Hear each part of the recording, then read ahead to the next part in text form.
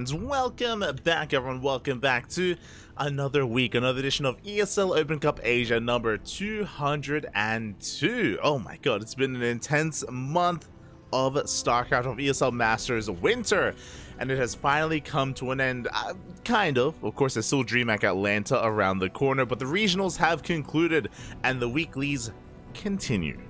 They do continue, and spawning in the bottom right hand corner we have our first player, our first of many. We have the South Korean Terran representing Team Onside. It is Ryung. And spawning in the top left we have his opponent, we have the Chinese Zerg player representing CranKy Gaming. It is Hyperion. And I am not ready.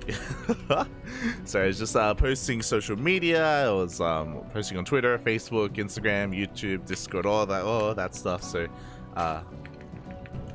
Onside, there we go. So I'm just fixing some things up wherever I can and diving into this so far. Hatchcast Pool here, stay that open out of Hyperion. Likewise, Ryung, not doing anything too crazy, and it feels good to be back. Feels good to be back here once again. Hope everyone in the chat is enjoying themselves as well. Of course, as the ice down in the chat, Thorn 69, 69.9 even. Cyclones as well. Green Soup, good morning, Senor Admin. Big shout out to Green Soup in the chat. Without Green Soup, of course, this event wouldn't even be happening, or I'm sure it would, but it'd be run significantly worse. Big shout out to Green Soup, of course, a lovely admin of today's tournament. Much love, much love. Thank you so much for everything that you do, for everything that you are. As we are just settling into our first matchup of the night, exclamation mark B in the chat if you guys just have a look at the bracket yourselves. We have quite a stacked tournament here tonight, and we'll go over the bracket ourselves after we do wrap up the series, but for now we're going to be again diving into what we have now. Here we go, as we are going to be sending our first drone out to get that third base. Actually going for the, oh my god, we're going for the center third here. Hyperion, bold move. Base has been taken. Again, it was a standard opener, not a 2-racks or anything crazy like that from Ryung. Everything looking as it should, as the Reaper is going to be dancing here at the natural base. So far, the Lings, they do pull back in time. Nothing is gone down. The Queen is a couple of seconds away from popping out, and it should come out just in time to deflect this. But oh, one Ling does fall, so we do manage to get a decent trade here from Ryung. He does pick up at least one unit as we're settling in towards the mid game. Now, this base is a really interesting one to take. It is quite vulnerable, quite exposed, and I am concerned here whether or not Hyperion can actually get this up and running without being too harassed by Ryung. As behind this, he's setting up for a 1-1-1. There we go. The starport is on the way. It's going to be a third CC before starport, so overall an economic opener, but with this, he's going to have an abundance of Hellions and soon to be Banshees to work with. I'm assuming Banshees, but we can head into a different direction with this starport. Yet to see whether we see an add-on swap or not. Well, we'll see. We'll get into it, I'm sure. As for now, we do have the Hellions in production. Hyperion, he's just droning, going to be spreading creep towards the center of the map, towards this center base location. Again, it's on the low ground. It's right next to high ground here as well. This point of elevation is nasty when it comes to tank positionings. So again, that's why I'm really concerned here for the health of this base, instead of expanding towards the linear path instead with this third base and soon to be fourth base as well. So it is very wide open, but if we do actually hold on to this base, then it can actually make it easier to take a fourth and fifth as time goes by, especially with creep. With creep spreading through the center of the map, we can take control, and we can actually, yeah, not just take control of this base, but take control of the entire map. We'll see if we can get there. For now, it is going to be Banshees. We did see an add-on swap here with the racks and the starport. Cloak is on the way from Ryung. We are going to be moving out here on the right hand side. Not too many Hellions, only 4 Hellions and a Reaper here. Dipping between the bases, Lings are in position. We do try to dive in, but so far Hyperion, oh my god, we're forcing the issue though. Ryung, he wants in one way or another, but reinforcements come in and the dive is punished. Ryung doesn't get a single worker. He gets caught by the Lings. A bit of a greedy maneuver here out of Ryung, and so far a good start by Hyperion.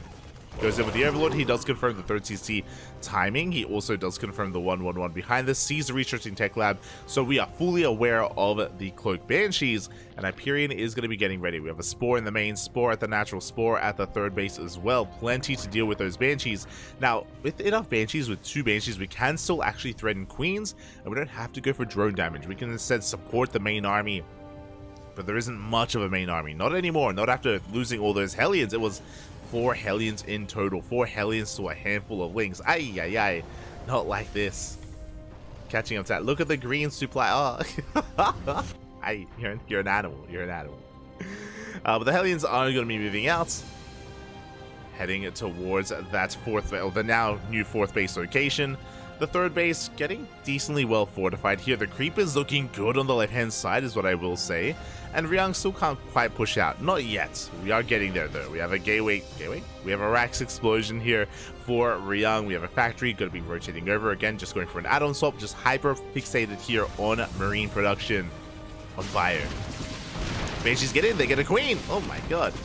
Queen is going to go down. Not a bad pickoff here. We do lose a bit of HP here. We also get eyes on the Roach Warren. Interesting choice here from Hyperion. Typically, if we're opening Roaches, I said it, we open Roaches. We don't go Ling Bane with a Baneling Nest as well, then into a Roach Warren. So this is a very interesting tech path here from Hyperion. A very interesting way to really mold his army. I'm curious where this is going to lead us. Banshees, they do dip in towards that natural waste. Once again, getting another 2 workers, 3 workers go down. 4 drone. Oh my god, 4 workers in total here. 5 in total even. So yeah, not too bad here. These Banshees are putting in the work. There is no WCS game hard, so we have to count worker kills on our own. We can count at least a little bit. It's okay. Meanwhile, we do have those safety roaches in production. I imagine it's gonna, it's still gonna be Ling Bane, but we have a couple of Ravagers to support. I'm thinking maybe 5 to 6 Ravagers to deal with all these tanks, to buy them down. Again, more of a supportive unit, less so a core army unit. So here we go, Ryang. He has established his 3rd base, his tanks are in position, and now we're going for drop play. Now, because he lost so many Hellions early on, and because he went for an economic opener, this is why it's taken until 7 minutes before we can really hit the field. Until now, Hyperion, he's been free to drone. He should have been droning up to 80, and 77, close enough. He's on 4 base saturation. His creep is looking good, by the way, and a big reason for this is because of the Hellions. Because the Hellions went down, the creep has been uncontested. We're now going to be pushing on forward. Going to be taking down one of these drones, delaying the 5th base at least. A lot of creep is going to be receiving, but the queens, they keep up. Oh, we have a marauding group of 6 queens. The creep will stand strong. We got the hive on the way, 1-1 as well. And Hyperion, he's honestly in a damn good position. 5th base soon to be taken as well. The creep, again, just engulfing. We're double expanding, taking the 5th and the 6th base at the same time. But here comes the push. This is what we've all been building towards. A 1-1 timing for Ryang. 1-1, of course, kicking in. We have a 4CC behind this. We are not A-Raxing. We're not going for a big all-in. Just a push nonetheless. The goal here to take control of this 5th, to maybe move out even further and force a bad fight. Here we go. Tanks are moving forward. Marines going to be clearing up whatever creep they can. There's a lot of creep to clear. We're going to get a couple of those tumors. The queens, they do stand strong. More Ling Bane on the way. How many Banings do we have? 9. Not too many. But where are those Ravagers? That's what I want to know as the army's going to be rotating over. There we go. 3 Ravagers are done. 1 queen goes down. But does Ryang really have enough to actually hold on to this position? I don't think he does. Again, Hyperion, he has, in a way, snowballed out of control. And here we go, we're diving onto the army. Bane's going to be rolling on forward as well. The first tank will get piled down. We don't quite have enough to completely collapse on this position. At the same time, the Banshees, they're still not done. They're looking for more damage. The Queens are rotating over. Well, some rough trades for the Ling Bane, but it looks like we should clean this up. Should. As the 3 Wilds will connect, the Marines trading very well here against the Zerg army, actually taking down all the Lings, taking down a lot of the Banelings, so a very efficient trade here for Ryang. Hyperion, he may have cleaned this up, but that was not a good trade whatsoever. You can see here trading so inefficiently, especially in those minerals. And Ryang, he's getting ready for the second wave. So Hyperion, he may have held on to his bases. This is true. He held on to his hatcheries. He has a good economy. He has good production. But he traded so poorly that he barely has a standing army for the second wave. And here we go. Ryang is coming in from the left-hand side. Hyperion is being pulled apart. Hatchery is going to be going down. We've barely spread any creep here. We have another double jump on the right-hand side. We're diving in. We want some of the queens. Oh, so far the queens, they will stand strong. The mains. The mines, they will connect. They take down a good chunk of the Ling Bane. Hatchery falls, and Ryang, he can keep on pushing. He's snowballing out of control. Ryang, he is maxed out. Again, trading so damn well, controlling damn well as well. The mines Oh my god, they take down most of the Banelings, and without the Banelings, the Marines, they can stim and they can win. As they get on top of the Ravagers, they bust into the hatchery as well. This third base is so exposed. And workers are going down. We can't see how many workers are dying, but we know that it's most. It's a lot. At least 10 workers have fallen here. And we're going to get every single one, actually. Oof. Almost 20 workers here as we can keep on pushing again. No Banelings whatsoever. Ultras are on the way. A bit of a greedy move here by Hyperion to take up into Hive, to take up into Ultras in such a fashion. And it's just, yeah, it's just too much. Ryung is pulling him apart completely. Big mind shots here on the Lings. We focus on the hatchery just in time as well. The Ultras come out, but a little bit too little too late. GG gets pulled, and Ryung will take game number 1. GG. Hyperion played well, though. Hyperion, he did very well for himself, getting up to the mid-game, getting up to the point when Ryung went for his first push. The 7-minute push, that is what won Ryung the game, essentially. I know that the game lasted a couple of minutes longer than that, but at 7 minutes, the push moved out, and Ryung traded so damn well. Traded incredibly well, to the point that Hyperion, he had lost his entire army. In doing so, he had a good economy behind it, but it just wasn't good enough to trade that efficiently. And that really started the ball rolling. The ball started rolling here in favor of Ryung, and he could not be stopped. At least not by Hyperion. Also, I need to fix that. Hold on. So we're getting ready for game number 2.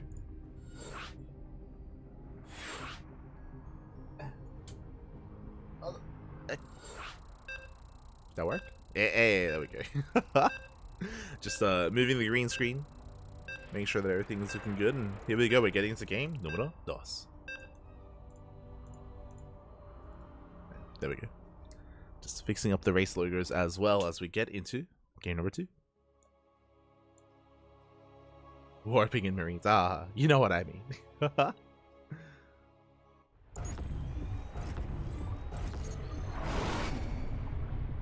And here we go, spawning in the bottom right hand corner of Hardland. We have the South Korean Terran player leading the series 1-0, representing Team Onside. It is Ryung.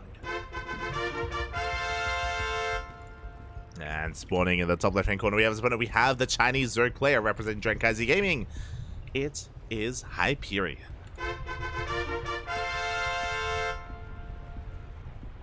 Who else do I see in the chat? I see El Niño Papi. Niño Papi. Hello, hello. I did see you earlier today when we were laddering over on my personal channel. Welcome, welcome. Bienvenidos. Good compared to yesterday's great ZVT and EU regionals. I haven't tuned in yet. I was in bed at the time. I was in the bed. But I think replay packs are going to be made available soon. TM. So yeah, I wouldn't mind casting them at some point. We'll see. We'll see. But yeah, have heard good things. Have heard good things about that ZVT, and oh boy, yeah. Here in this one again, Ryung did very well for himself. He's going to be leading the series. He needs one more Unomas to take it all and to advance on into the next round. When it comes to Hyperion, I know some people may not be familiar with him, but he's in a more managerial role when it comes to CranKy Gaming. I think he is the manager, if I'm not mistaken. Actually, you know what? I can just double check. Hyperion. Yeah, there we go. Yeah, he is the manager. He was the manager of KyZ Gaming, and then as the merger did occur, I believe he is again in a more managerial role in KyZ Gaming as well. But despite that, he's still a really strong player. You know, Hyperion, he's one of the best Zerg players in all of China.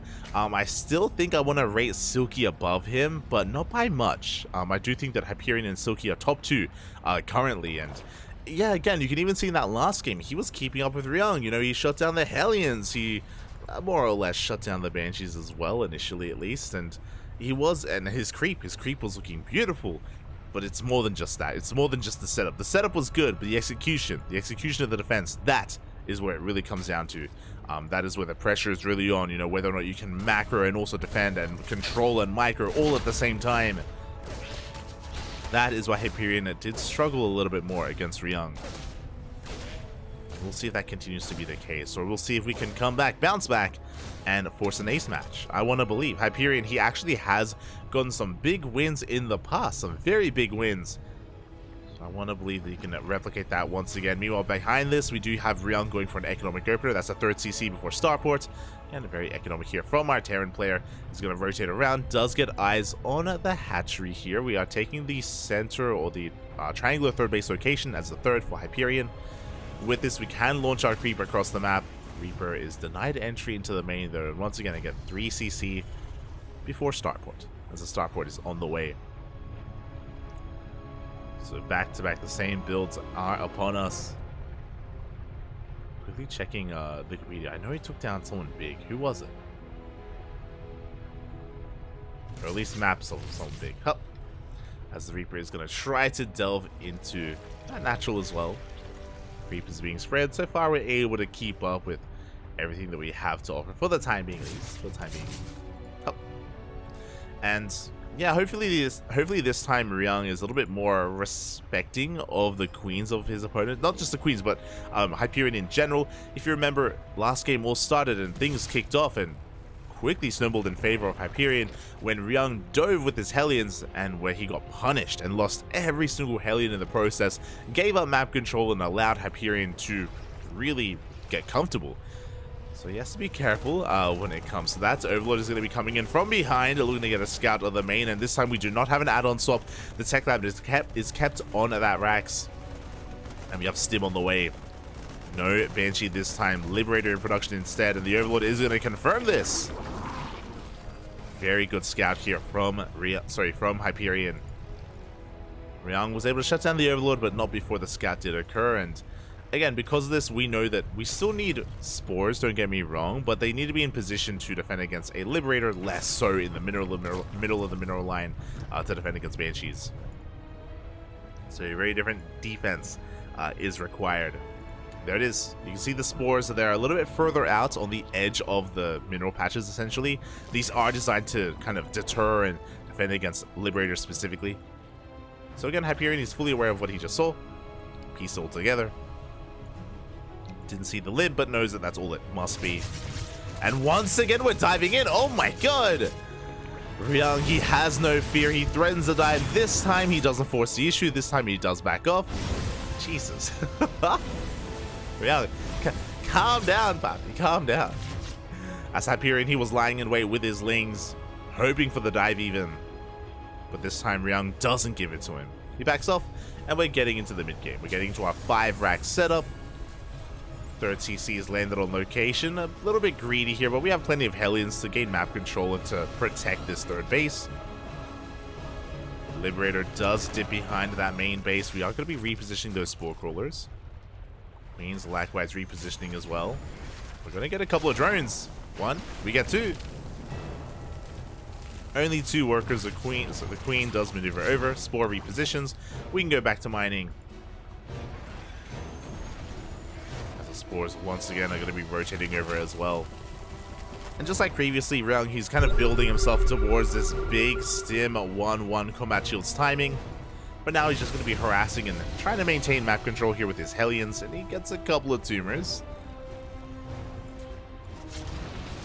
Liberator does go down. What was that, 3 worker kills? It's not bad. 3 worker kills here at least. Am I crazy? What? 7 other drones? Did the Hellions just wreak havoc? Yeah, they've got. I assume these were Lings, but okay. maybe I do need WSS game hard to count. Oh, Smoge, puppy Smoge. As the double jump is going to be threatening the main base. Hellions likewise going to be threatening a dive into that third. Okay, we have hit that 7-minute mark. Creep is receding, and we're going for the drop.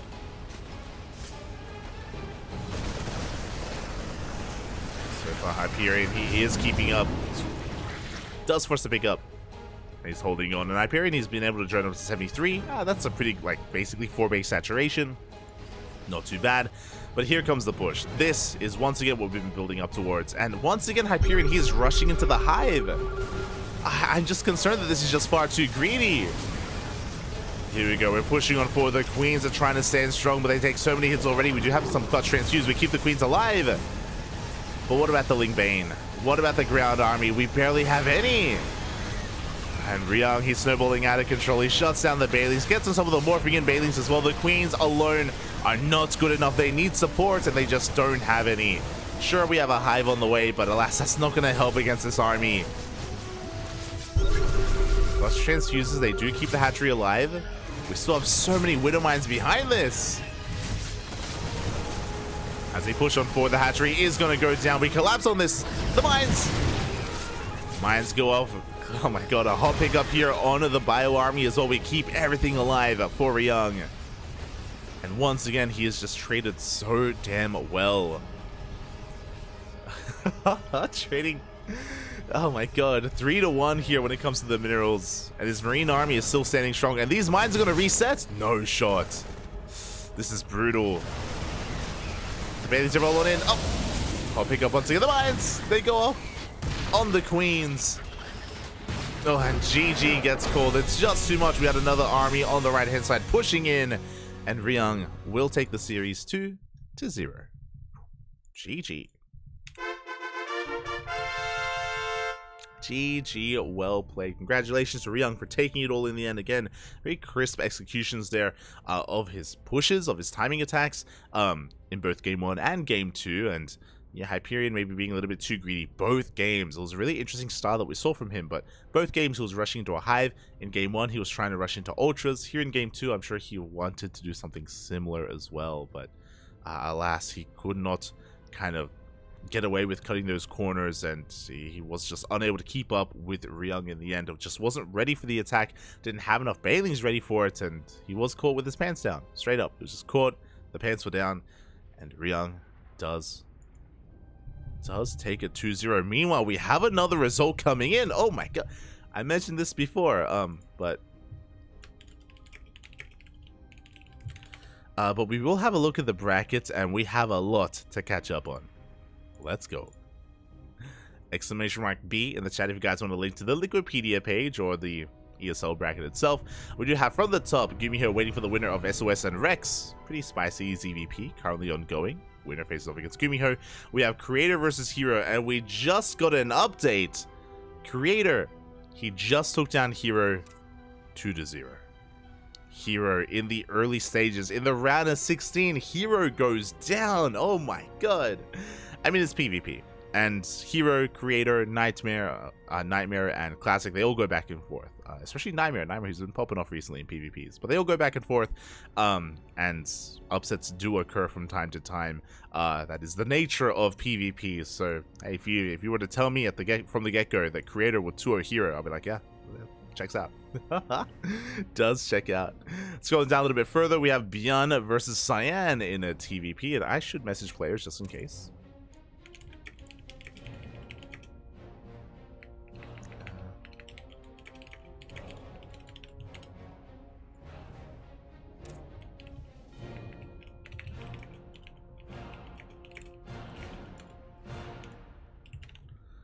Just messaging some players, but there we go. We have Byun versus Cyan.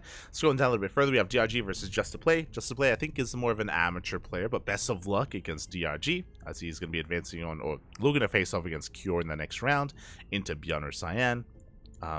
Purely Terran and Protoss up here. Oh, except for Rex. Best of luck to Rex. Best of luck.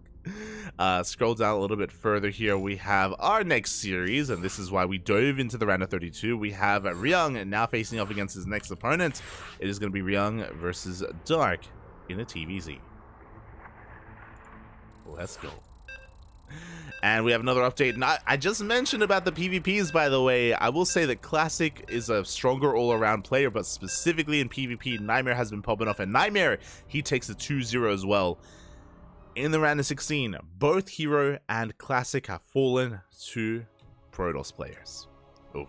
And that is, again, some big names going down very early on in this tournament. Ay, ay, ay. The Protoss on Protoss action, the humanity, the Protosity? I don't stop the infighting. Stop the Protosses. They're killing each other, Bobby. They're killing each other. But here we go. We're getting into our next round, into our next best of 3, and spawning in the top right hand corner of Alkyone, we have the South Korean Zerg player representing CranKy Gaming. It is Dark. And spawning In the bottom left-hand corner, we have as opponent, we have the South Korean Terran representing Onside Gaming, or Onside, it is Ryung. And one final update to wrap it up, as we did dive into the game, is we have Oliveira versus Firefly, which is a rematch of the ESL Masters Winter Asia Finals, and Oliveira did win it 2-0. That series has already concluded, and by the time you hear this, it's probably going to be updated as well. So Oliveira did take it in the end. GG.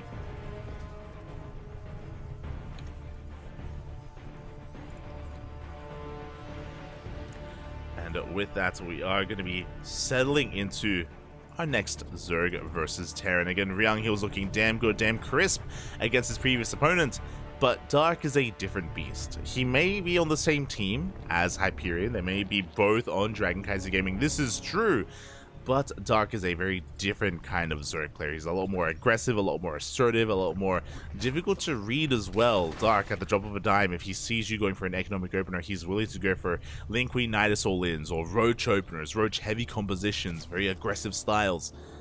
That's the kind of player that Dark is. And we'll see if Ryung can keep up and dance to the beat of Dark's drum. As for now, Catch Gas Pool standard opener out of Dark. Likewise, we have a Rax Expand here from Ryung. Nothing looking too crazy for the time being. Now, in the last game, we didn't really get to see anything too fancy out of Ryung. We saw different variations of 3cc before Starport. This is true. We saw a Banshee variation and a Liberator variation. But overall, very economic. And against Dark, I wouldn't be surprised if Ryung does turn up the heat a little bit more here. We have seen Dark 8-Rax, we've seen Ryung 8-Rax Dark before. With success as well. Like, it has happened, it has occurred. So we'll see if he can do something like that again, or maybe something else up his sleeve. Maybe even whip out the mech, which Ryung has done from time to time. He is a bit of a mech connoisseur. As Reaper comes in and he wants the drone, and he will get it. Drone goes down, Reaper will escape as well. Big pickoff here from Ryung. Drones should not be dying, not this early on. And Dark was just a little bit too late there to morph in that Evo chamber. So nice little win here for Ryung already. He's going to be zoning that Overlord away. The Overlord did not go in far enough to see the CC. And this is going to be once again a third CC before Starport. So an economic opener out of Ryung.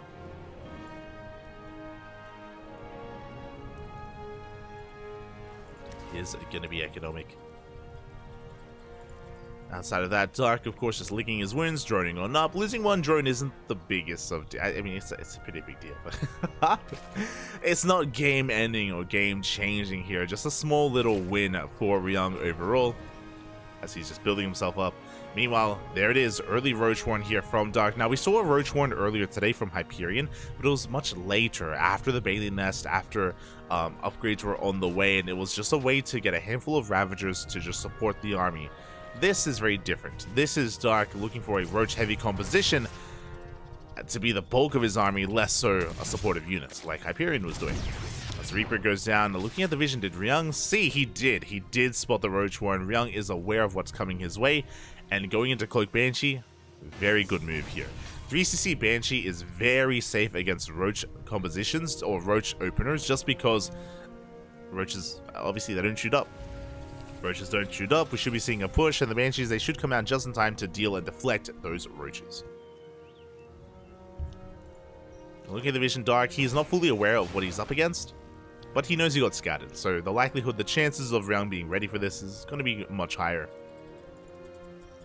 As Roaches are moving out, at the same time, a Hellion runby being set up here on the left-hand side, a very little creep, but the Queens are in position, the Hellions are forced back, Roaches are moving out, but not too many of them, bear that in mind. I think it's only 3, yep, 3 Roaches, they get caught out, and they will be forced back. Now, because we only made 3 Roaches, this was basically designed to hopefully force an overreaction.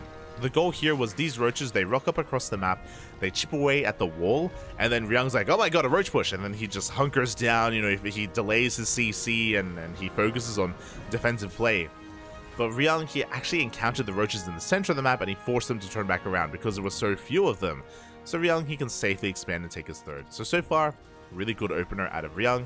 I will say that he is slightly ahead after all has kind of come to pass. Now, Dark, He is still going to be heavily reliant on these roaches when it comes to his main army, but he doesn't have too many of them yet. Only 3 roaches so far. He's going to be droning, taking more gases. And we see Ryung moving out. Can he even force a delay, force a cancel on this hatchery? We go past the hatchery, we're going straight for the drones. 1, 2 workers go down. We're going to get a 3rd worker as well. Oh, did I say 3? We're going to get more than that. So far, really good damage here. We could even try and go for a queen as well if we feel so adventurous. But now we get 5 workers. We rotate back around. Oh, no, we're not done. We're not done, mate. The queens, they get out of position. They do move out of position. 8 workers go down. We can see the queens trying to catch these banshees. They will get 1 banshee for 8 workers, though. Well worth it for Ryung.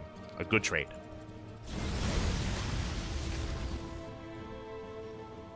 Banshee is going to retreat back home. Hellions are still vying for map control and looking for a way in. Dark did go for an earlier infestation pit, but it was just for some infestors. We're not rushing into Hive.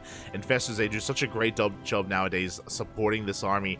The fungal growths don't do a lot of damage, that's true, but they also do a great job at just shutting down the army and allowing these roaches to trade a little bit better here against a bio composition.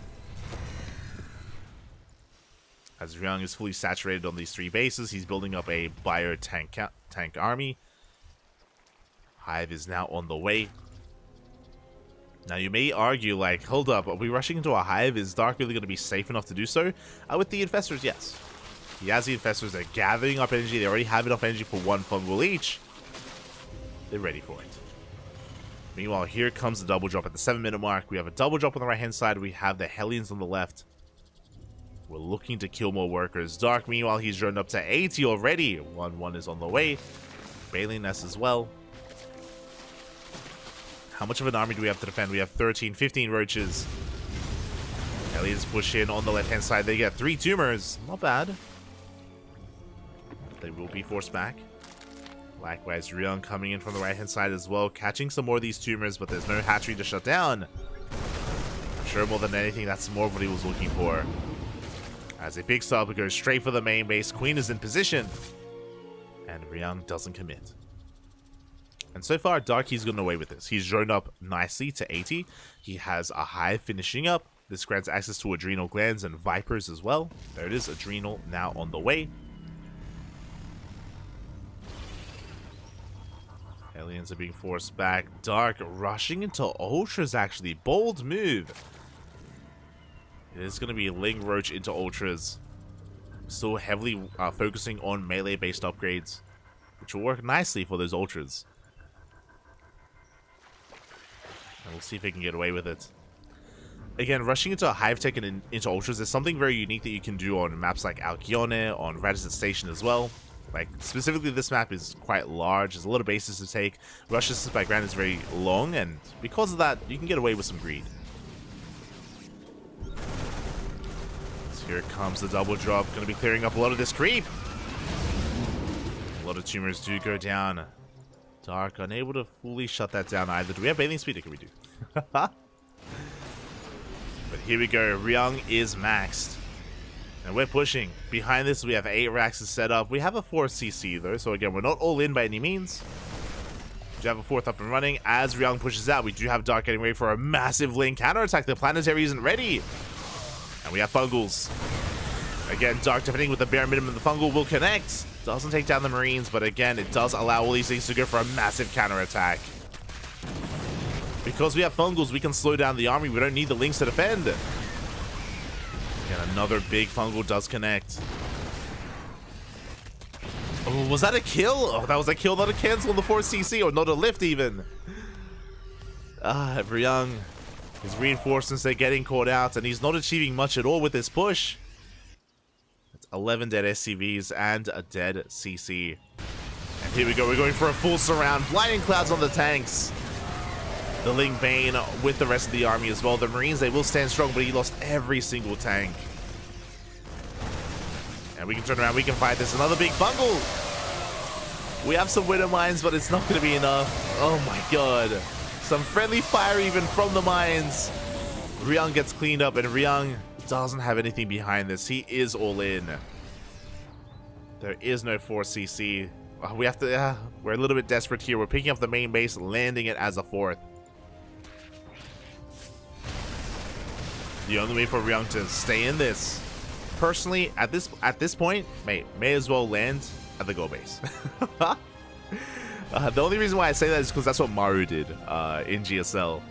When he was all in, when he lost his 4th, when he needed a 4th base, just pick it up, take the gold instead. Regardless, we're taking a base, and we're trying to keep up with the economy of the Zerg. Ryung still has a decent bio army. Medevacs have been kept alive. We're pushing.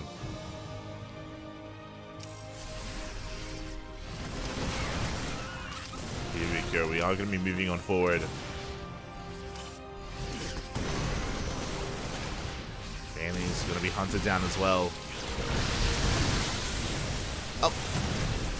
Bailey's, they do end up getting connections on the Widow Mines of all things, but at the same time, a big lane counterattack as well. Ryung, he's completely all in. He has to break his opponent, but the Ultras are here to stop him. And the Ultras, they swipe away at the army. GG gets called, and Dark will take game number 1. GG. GG, well played. Dark does take that first game. Again, completely shutting down Ryung, forcing the all-in, getting a kill on the 4CC, and again, that's the power of the Infestor. You know, if you know that your opponent's going to be pushing into you, you can afford to send out most of your supply or, you know, a big link counterattack and move that across the map, and you should be safe at home. Your opponent has to slowly move through creep and slowly move through your fungal growths as well. So, again, really good setup here from Dark. Really well executed. And with that, he does take game number 1.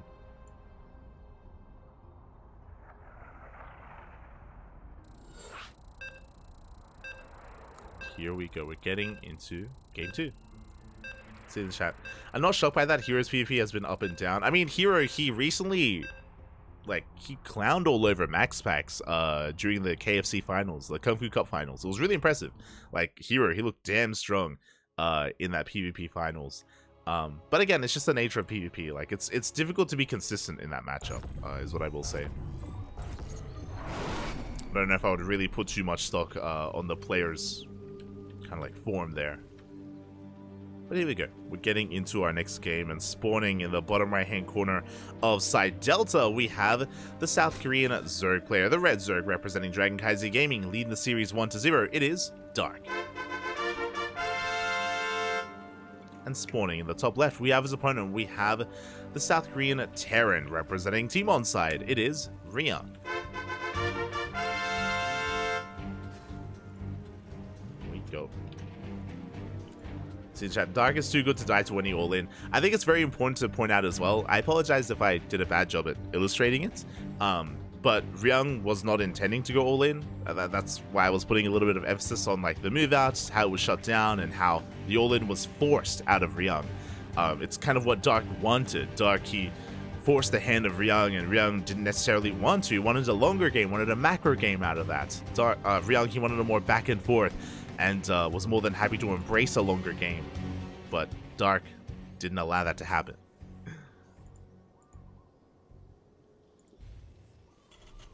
And now we are getting into game number 2. So far, CC first. Oh my god. CC first out of Ryung. Let's go. Gonna be a CC on the low ground into the racks. Now, this is something that makes sense on side Delta, just because, you know, it is more of a defensive map. But this is so risky against Dark specifically. I understand this. Like, we see CC first a lot against Solar, and it works so well against Solar because Solar just isn't really aggressive in the early game. Dark can be though, so I feel like this is a risky maneuver, but you know, it's not going to go punished. Ryung is taking a risk, and he should be able to reap the rewards. Here we go. There we go, as we are just settling into this.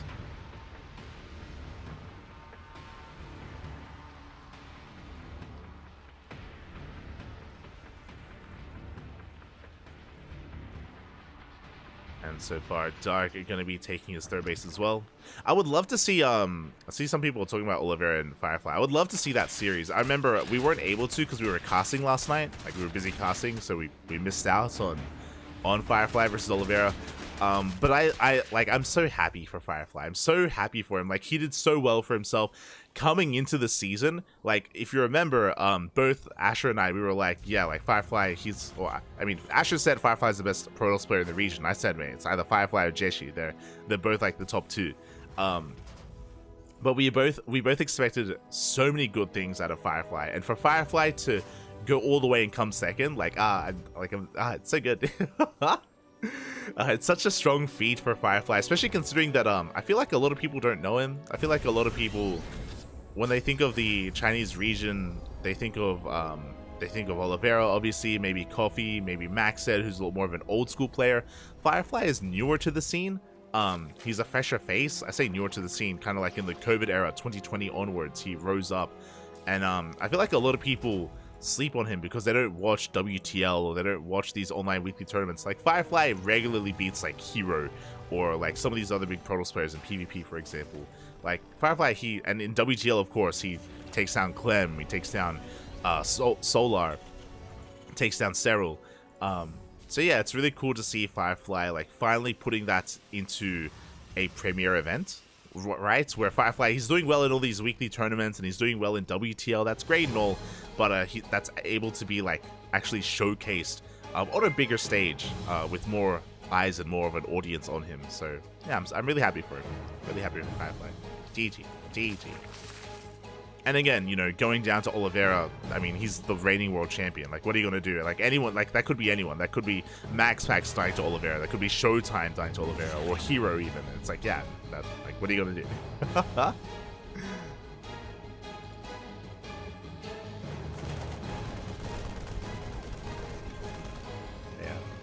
I'm happy for our boy. I'm happy for our boy.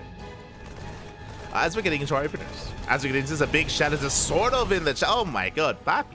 Big shout out to Sort of. Thank you so much. Hope you had a great stream. Hope you had a great ladder session. I raided Sort of earlier today, and now we get the raid back. Let's go.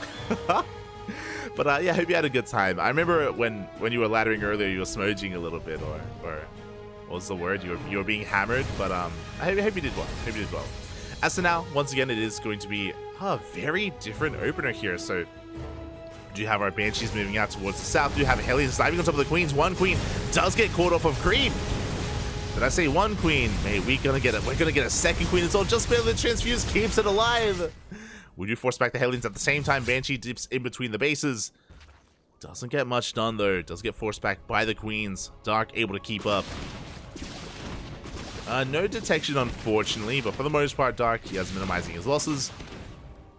Drone or two may go down, but for the most part, Dark, he has held. Behind this, third CC is slowly getting up and running. We're getting into our 5-rack setup on 2 bases.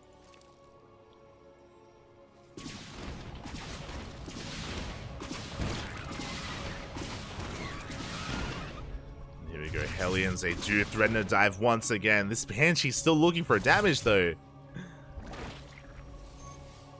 Is going to be pinned here in between the bases. Infestation Pit's on the way. Dark still on 3 bases just because of all the aggression of Ryung. He has been contained, but soon he will break free from his contain. Soon, there we go. 4th base now on the way. Bailey Nest 1-1. Once again, Dark rushing into that Infestation Pit as well. Should be for a fast Hive. We saw last game this led into a fast Ultra Cavern and Ultras in general, and I imagine that's where Dark wants to take this again for a second time.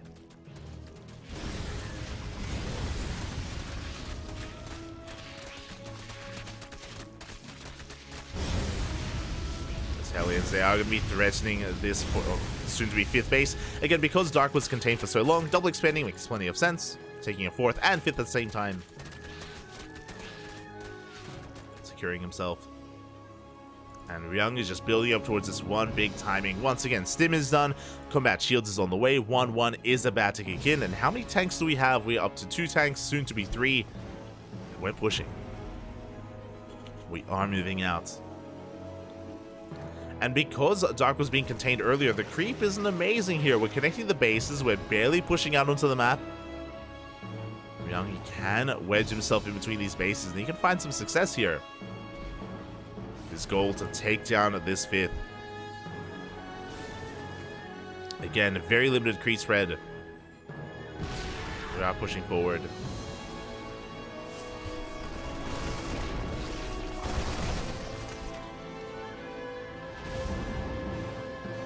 We'll back off. Does get a cancel, but again, Dark did double expand, so I'm sure he's content, maybe losing a 5th, but holding on to his 4th. Expanding here towards the south instead. Speaking of, here comes the double drop towards that south. Making its way downtown.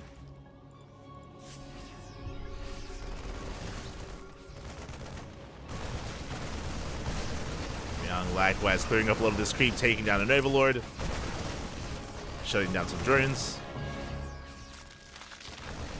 But hasn't really been able to threaten these more important bases. Sure, denied a 5th, but I mean, we already had a 4th base. Likewise, a double drop towards the south, but Darky is in position, and yeah, Darky's really settling into this. Remember, he rushed into the Hive. The Hive is done. Adrenal's on the way. Dark is looking pretty. Good target firing, though, from Ryung. Let's take down, what, 3? Oh! 3 Bailings before being forced to pick up. Meanwhile, Ryung is all in. We have a 4th CC on the way.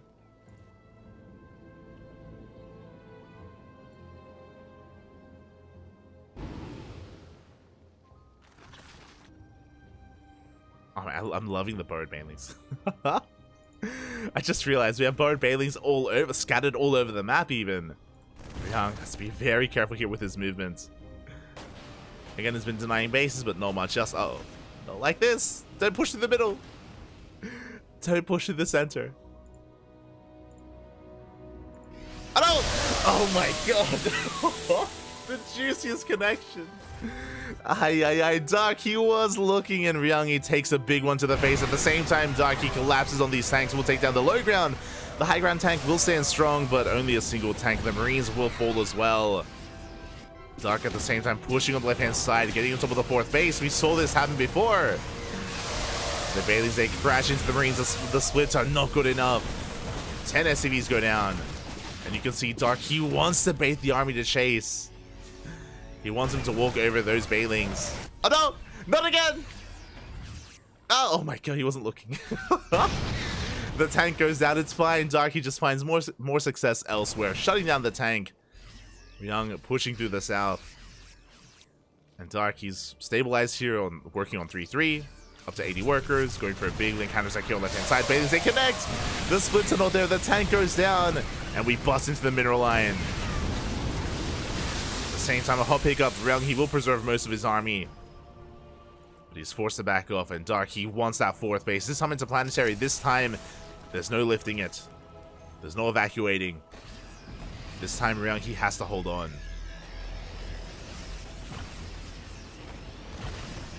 Dark, he wants to bait it, Papi. He wants to bait the army. It's like, oh no, step bro. I'm stuck. Don't come at me. As he does engage, Widow Mines are going to be borrowed. Big connections there on the Bailings. Very nice Widow Mine shots. Ryung, he does take a good fight. Does take a good fight in the end. Does hold on to his Planetary, does hold on to his 4th base as well. Ryung, he is still in this. He is one step behind when it comes to his overall. Upgrades, 3-3 just now starting. The Queens, they get caught out. What are we doing here? The Queens get shut down, but again, Dark, he's got a stable enough economy. I'm surprised that we haven't teched up into an Ultra Den yet. It looks like, sorry, Ultra Cavern even. Looks like we have a Hydra Den. Soon to be a Lurker Den as well. There we go. Hydras have arrived. We finally have some anti-air. Got the Bailings. Oh my god. The Bailings, they do pop off. Not like this. As we have detection, the mines do get shut down. At the same time, we have a double drop here towards the north. Not too much creep though. This time the spread is good enough. This time Ryung can thread in the base. Good target firing on those. Oh no! Did have good target firing on the Baileys, but he does take too many to the face. He's going to get shut down.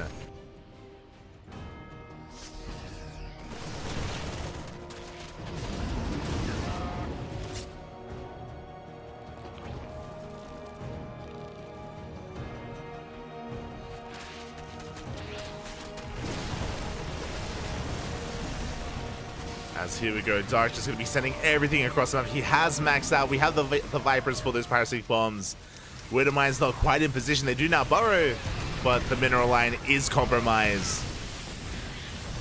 Workers are going to be going down. The third base has to be lifted, and we can just dive on this army. There's nothing really stopping Dark. There just isn't enough here. Not enough on the ground. The economy has been broken. We see Ryung trying to come in from behind, but there's still so many Lings. We can just fight this. We can fight this head on, and we will. Dark shuts down the army. GG gets called, and Dark will take the series 2-0. GG. GG, well played. Again, Ryung, he had his moments this game. Oh, wait, hold on. Yeah, there we go.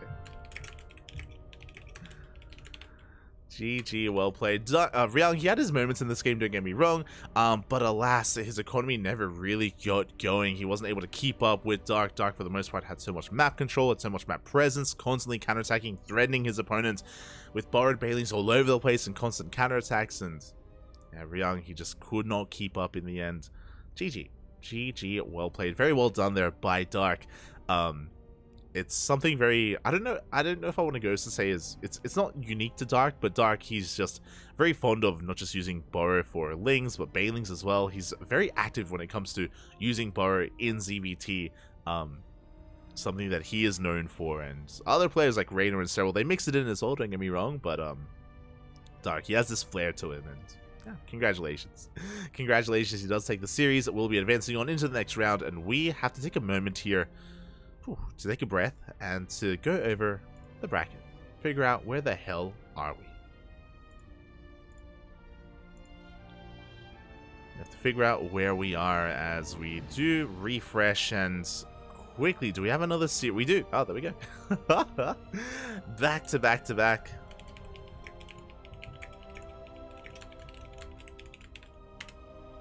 Just going to be messaging some players, making sure we don't get left behind.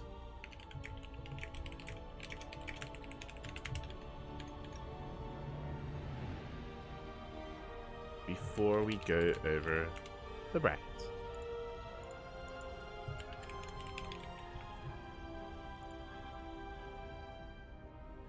Okay, from the top.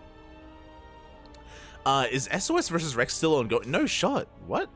I'm refreshing again. I need to make sure. Apparently, yeah, SOS versus Rex is still ongoing, or they just haven't announced their results. Winner goes up against Gumiho. Winner of that goes up against Creator. We spoke about it earlier, but Creator, he did take down Hero. As we scroll down a little bit further, we have Byun. Oh my, Cyan popping off. Let's go. I get that, mate. The Chinese Protoss players, they are terrifying. You know, they can take games off of anyone, essentially. And Cyan does take a game off of Byun. Very nicely done, making Byun bleed. But Byun still advances on forward here, advancing onto the quarterfinals where he has a TVT against Cure. That's going to be a spicy one. Again, they do go back and forth in TVT. I think I want to favor Cure there, but best of luck to Byun. Best of luck in his series, as Cure did take down DRG 2-0, eliminating Dong Regu. Scrolling down a little bit further, we have Dark, of course, up against Nightmare. We mentioned before that, again, Classic and Hero were both taken out in the round of 16. Very big names taken out very early on. So kind of a big moment, actually, for that to happen. But at least they get taken out by other Protoss players, I guess. So, you know, it's fine. Protoss representation continues. Dark versus Nightmare up next here on the channel. And we are just getting ready for that. Players are just conducting their vetoes as we speak. As we scroll down a little bit further here, we have Oliveira versus Solar. Solar Hituo Jeshi and Oliveira versus Solar. Oh, that's a good one. That's a really good matchup. I hope someone is covering them. I know that there's Koka casting in French, and there's Into the Inu casting in Korean, or Hangul as well, Korean. So we do have some other language casters. Do we have some other English community casters? I'm not entirely certain. Checking here, it looks like Steadfast isn't here, neither is Wardy. So yeah, not typically it's ourselves, Steadfast and Wardy covering ESL Asia, but yeah, it looks like maybe something else has come up. Looks like maybe something else was ongoing, and they're not going to be here, unfortunately. Feels bad, man. especially because, like, personally, like, I love it when there are other casters, because it means that more of the tournament gets broadcasted, right? I just mentioned it, but Oliveira versus Solar, that deserves to be casted. That deserves to be covered. That's a really good series. So hopefully there's hopefully one of the other language casters is able to cover that, whether it's Inu or Koka. Wish them the best. Wish them the best in their coverage, as we kind of have our own trajectory here. So we have Dark versus Nightmare leading into the winner of Solar versus Oliveira. So this is kind of our portion of the bracket that we're sticking to, the lower half. And then there's the other half, of course, that is still ongoing as well. So yeah, it's kind of the road that we're going to be walking here on the CranKy Ducklings.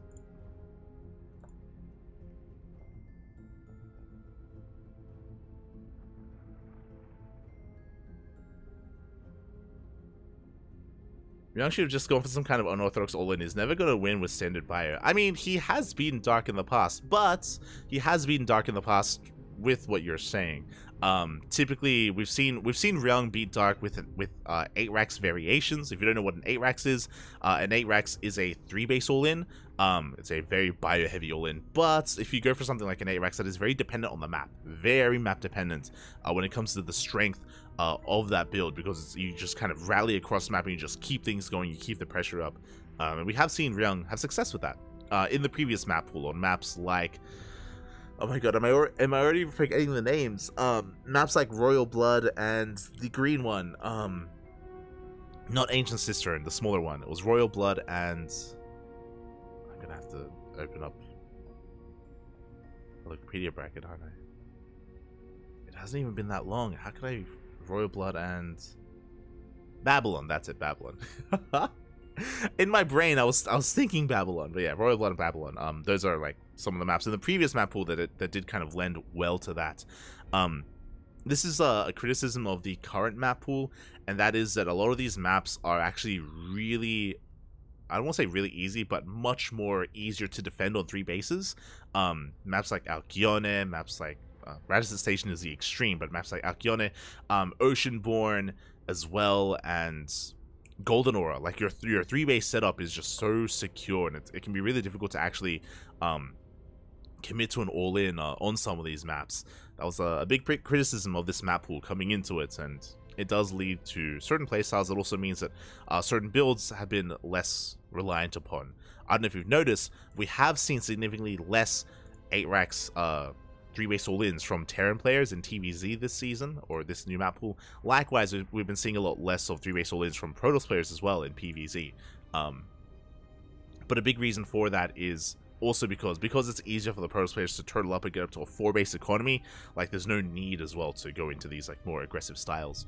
So yeah, again, we have seen an evolution of the meta over the course of the new map pool.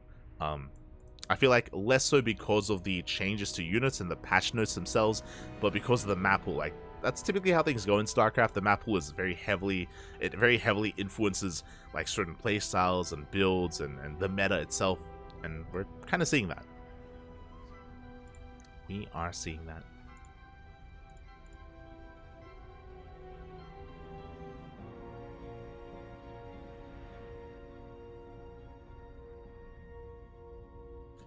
Catching up in the chat. I haven't seen so many splashes to the face since the... Oh no. You're an animal, Pop. You're an animal. Aye, aye, aye.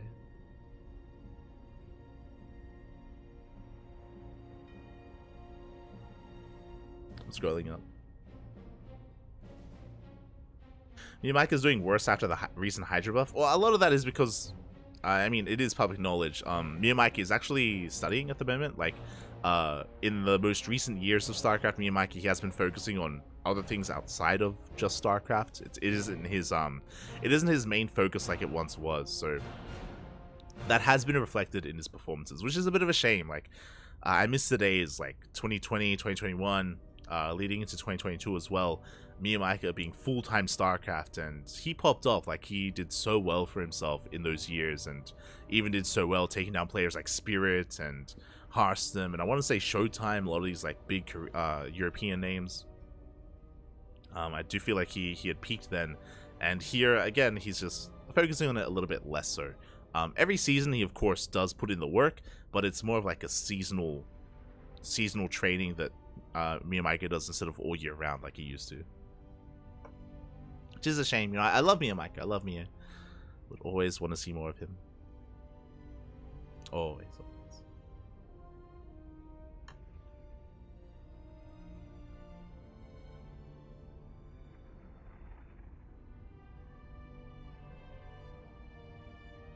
Actually, I saw a message about Starduck.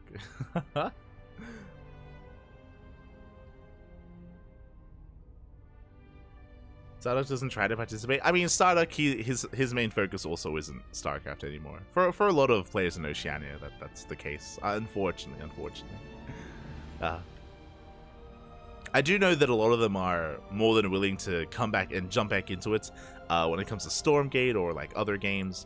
But for now, StarCraft is, yeah, for the Oceanic players, isn't as much of a priority anymore, like it used to be. Feels bad.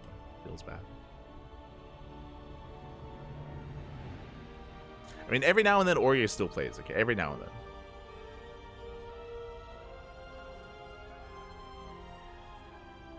Coca is on Q versus Bian. Oh, there you go. There you go. Shout out to Coca. Shout out. Steadfast decided it's too early with the time change. Right, there was less so a time change. There was daylight savings, right? Daylight savings, I think, did occur for the Americas, I want to say.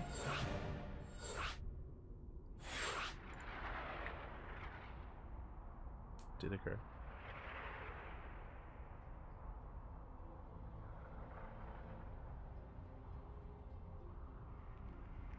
Catching up.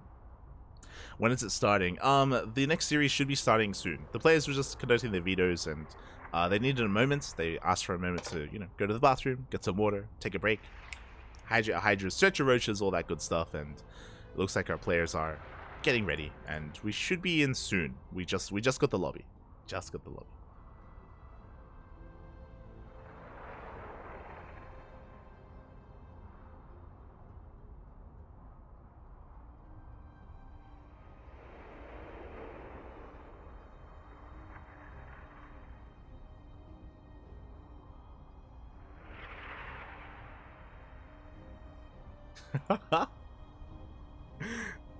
See people reacting to that comment. An animal pecoeta. A animal. But yeah, for those that are maybe tuning in for the first time, again, here on the CranKy Ducklings, we're live on a daily basis, so we cover ESL Asia every week. We also cover ESL Americas. We don't cover Europe. I guess it's like the opposite issue that Steadfast has. Asia's too early for Steadfast. Europe is too late for us, or I'd have to, yeah, really mess with my sleep schedule, and I'd love to mess with my sleep schedule, but we have a lot of casting to do, so I don't know if I really can. So here on the channel, we cover ESL Open Cup Asia as well as Americas, not Europe. We cover plenty on the channel. What is our calendar looking like this week? Americas, we have Kung Fu Cup, of course. The House Open Cup is later on this week. WTL, we have a home mono versus Miyamika. We were just talking about Miyamika. There's a home mono versus Miyamika show match on Thursday. Can't forget about that. Was announced on social media a couple of days ago. And of course, WTL. WTL is over the weekend. And GPO, and Sparkling Tuna Cup, and House Qualify. Oh, it's a busy weekend. Busy weekend. It always is. It always is.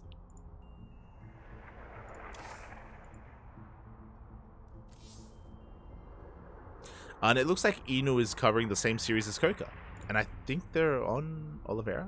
Maybe. But yeah, I do apologize for the extended break here. I do apologize. Just we're here at the behest of our players. Once they're ready, we can go in. We can go in. It's okay. They're not going anywhere. We're not gonna miss it. Not gonna miss it.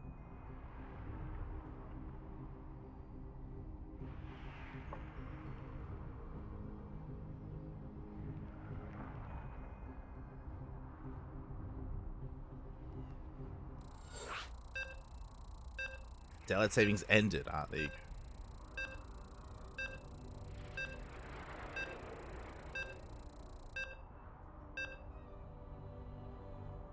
Tournament is an hour earlier for the West. I see.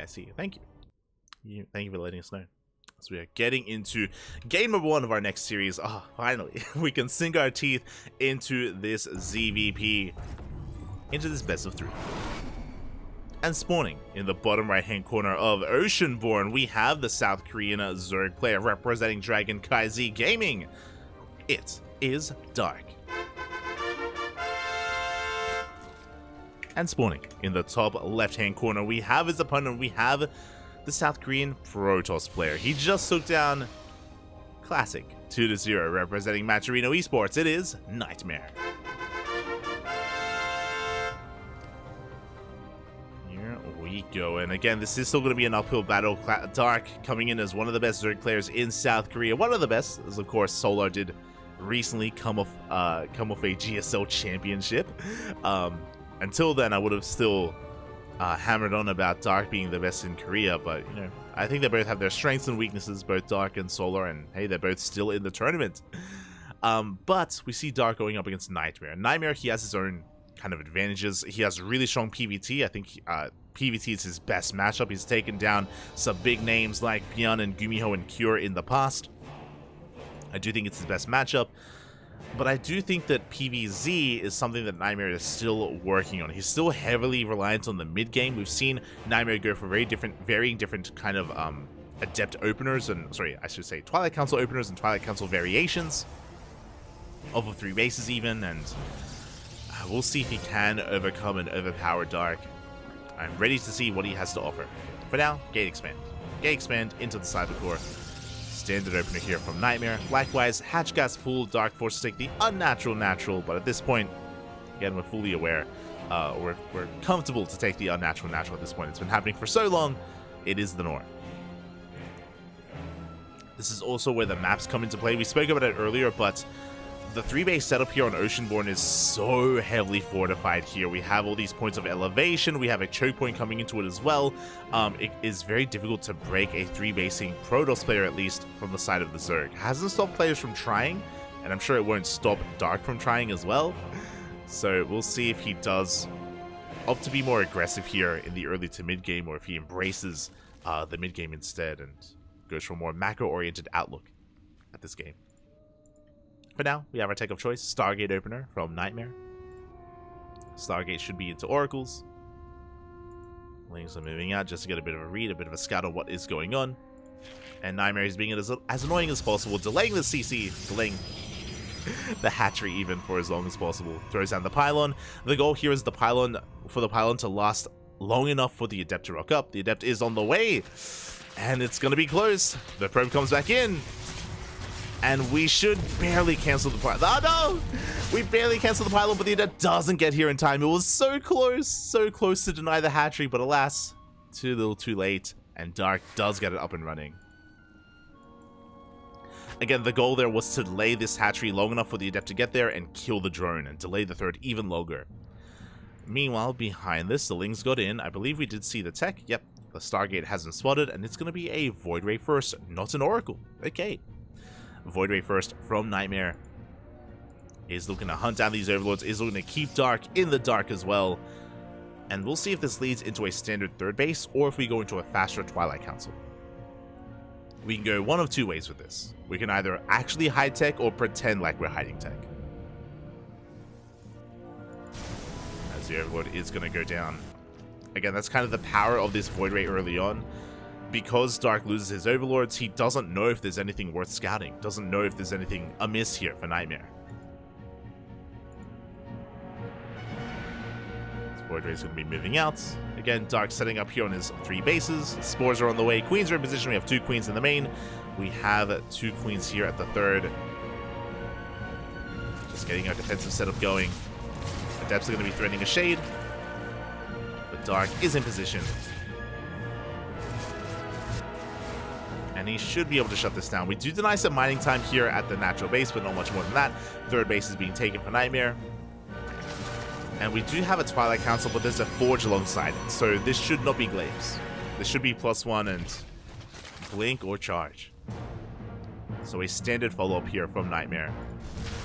Nothing too out of the norm.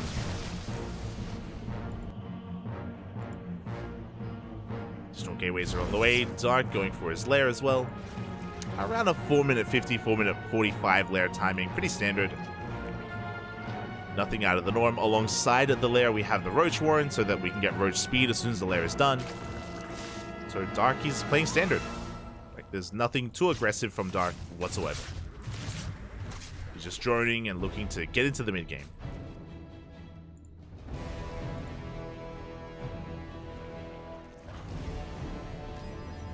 Meanwhile, Nightmare is going for a bit of a gateway explosion behind this as well. I believe 5 gates set up here on 3 bases, looking normal.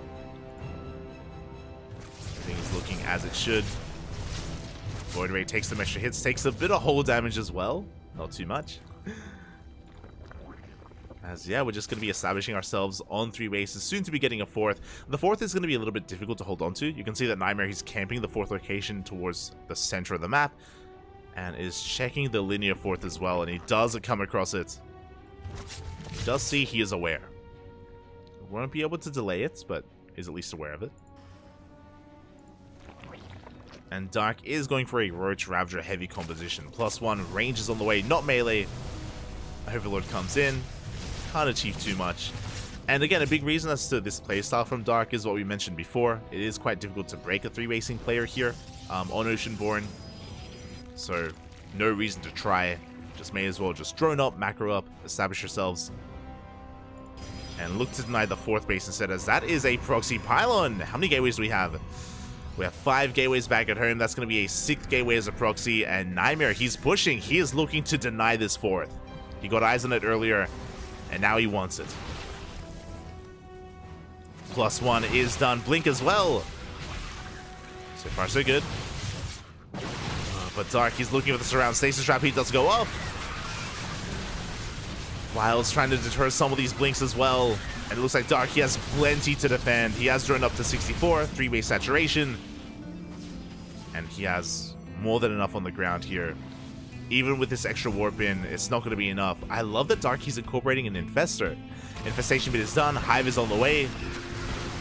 And Infestors will be able to lock down this army. And Dark, he's taking up even further. A bold move here. Dark, he's working towards a lair and a Lurker Den as well. He's building up towards Hydra Lurker Viper. And behind this, Nightmare, he's not necessarily all in. Like, he's trying to break through, yes, but he's taking up. He's going for a Robo. 8th gateway. He's gaining ground though, cleaning up a lot of these lings. But here comes the Infestor, here comes the Fungal. Oh my god. Not quite yet, we're just going to be holding off on it, waiting for Nightmare to overextend. Files are going to be connecting, we don't quite take down the pylon, not yet. Infestor goes down, big pickup. But we deny the warp in, and Nightmare is being forced back. There's our tech transition. Robotic Spade is on the way, but the reality is that Nightmare, he's 1 step behind. This push from Nightmare needed to kill this 4th. It wasn't designed to kill Dark. Don't get it. Don't get me wrong. It wasn't designed to kill, but designed to cripple the economy. But the 4th stands strong. We're able to main out over, drone it up, and saturate the space. And Dark, he's gotten away with taking up all the way to Lurkers. Crazy. And as Nightmare works towards Colossus and Disruptors, Dark, he's gonna have a well-refined, almost late-game army of Hydra Lurker Viper. It's crazy. It's actually insane what Dark has been able to get away with. And Nightmare doesn't know. He doesn't know that there's really a lot of pressure and a lot of onus on Nightmare to get damage done. Not just to kill the 4th anymore, but to do even more than that. Nightmare is getting into double Disruptor production, which I do appreciate. Can do well against Roaches and even Lurkers as well.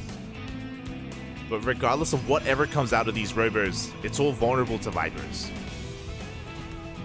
We don't have any Vipers yet. Dark is still working towards that.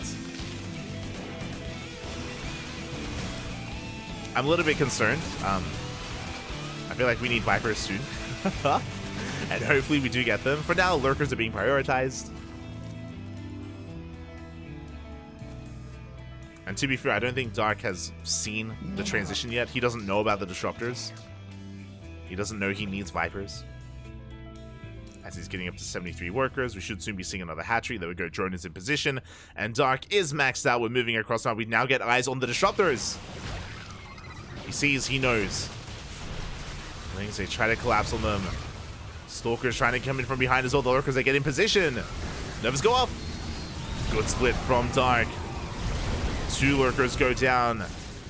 But Dark, he's wedging himself in between the 3rd and the 4th base. And this 4th is going to go down. We can't push into the lurkers. Oh, we can try though. Dark, just again, trying to zone away the army. Overcharges, pop the lurker spines, doing so much damage though. Oh my god. The splits. We avoid the Novas. Additional Nova's going to be going up, and throughout all of this, Dark has been eviscerating that 4th base. The workers actually survive. They've been left alone. And Nightmare, he does get up to the lurkers. He does break through. Dark, he's trading well, but it looks like Nightmare is going to hold on to his 4th base. Again, Dark, he was hyper-fixated here on his lurker control. Which meant the 4th stands strong. Really good defense here from Nightmare. But we're not done. We are not done. Ling Hydra coming in. We only have 3 lurkers left. Nightmare, he has been whittling away at that lurker count. Another big revelation. The Lings are going down. Here come the disruptors. Oh. Takes down another lurker. There's only 2. There's only 1. Only 1 lurker. Do we have enough? We do not. GG gets called. Dark, he barely breaks through. Takes down the stalkers. And Dark will take game number 1. Whew. GG. Oh my god. GG. That was so close there. I was so impressed by how well Nightmare, not just that he was defending, but he was minimizing his worker losses. Like, he only lost like 4 probes. Like, most probes survived at the 4th base, which was crazy. But the Stalkers are being annihilated. The Stalkers are going down to the Lings and the Hydras. Like, Ling Hydra Lurker trades so well against Stalker base compositions, and yeah, Dark eventually broke the army. He may have lost all of his lurkers in the process, but the Ling Hydra, they made up for it. They did make up for it. More than anything, the lurkers were really just zoning away a lot of the army and just cutting Nightmare's army in half, essentially. Making it a lot more manageable for the Zerg player. And he does take it in the end.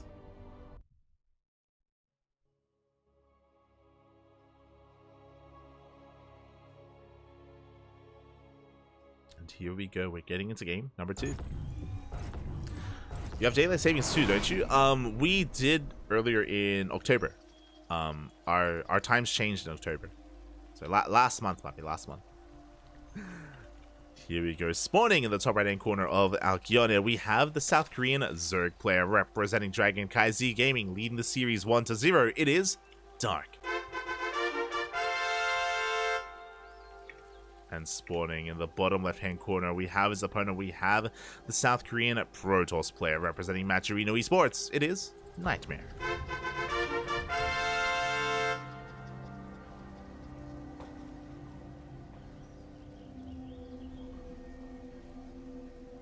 In chat, I fall asleep to your channel all the time, or some SC2 tournament stream, as I'm slowly passing. Oh, good night, Papi. Good night. Buenas noches, buenas noches.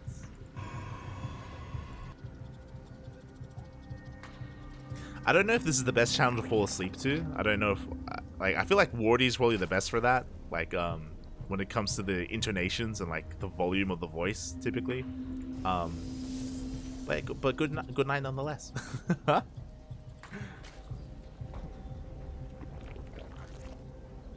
As we do have a hatch gas pool opener here. Save that opener from Dark.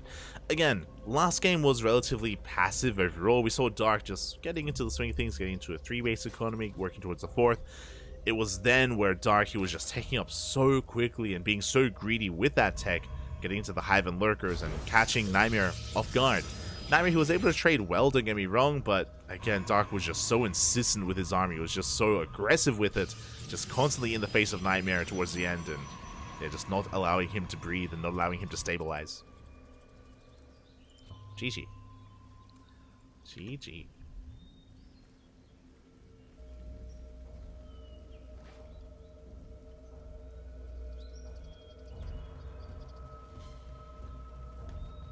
As from here, again, we're just going to be working on link speed. Dark did take his natural, and I guess we can take this moment to talk about the map itself. We are on Alcyone, a very large map, a lot of base to be taken, and typically considered to be one of the more macro-oriented maps. It can be very difficult to be aggressive on a map like this. We've seen many Zerg players try and fail to break the Protoss on like a 3-way saturation. So what I'm saying is that we've seen a lot of Zerg players drone up to like 66 or 69 workers, which is 3-way saturation. Just send it with just Lingbane Road Ravager or just Road Ravager to go all in and fail. Try and fail here to break a 3 or even 4 basing Protoss. Just the defender's advantage is just so damn strong on this map. We'll see if that's going to be the case again. And I mean, we clearly saw an Oceanborn, the Dark, he's willing to be a little bit more defensive and more tech heavy. Drone up, and instead of going for a big all-in off of a mid-tier army, just tech up into lurkers, you know? He's willing. He is willing. And suddenly, Nightmare, he's the one who has to do something a little bit different. How do we adjust? How do we approach Dark? For now, Stargate Opener, Void Ray first. Void Ray.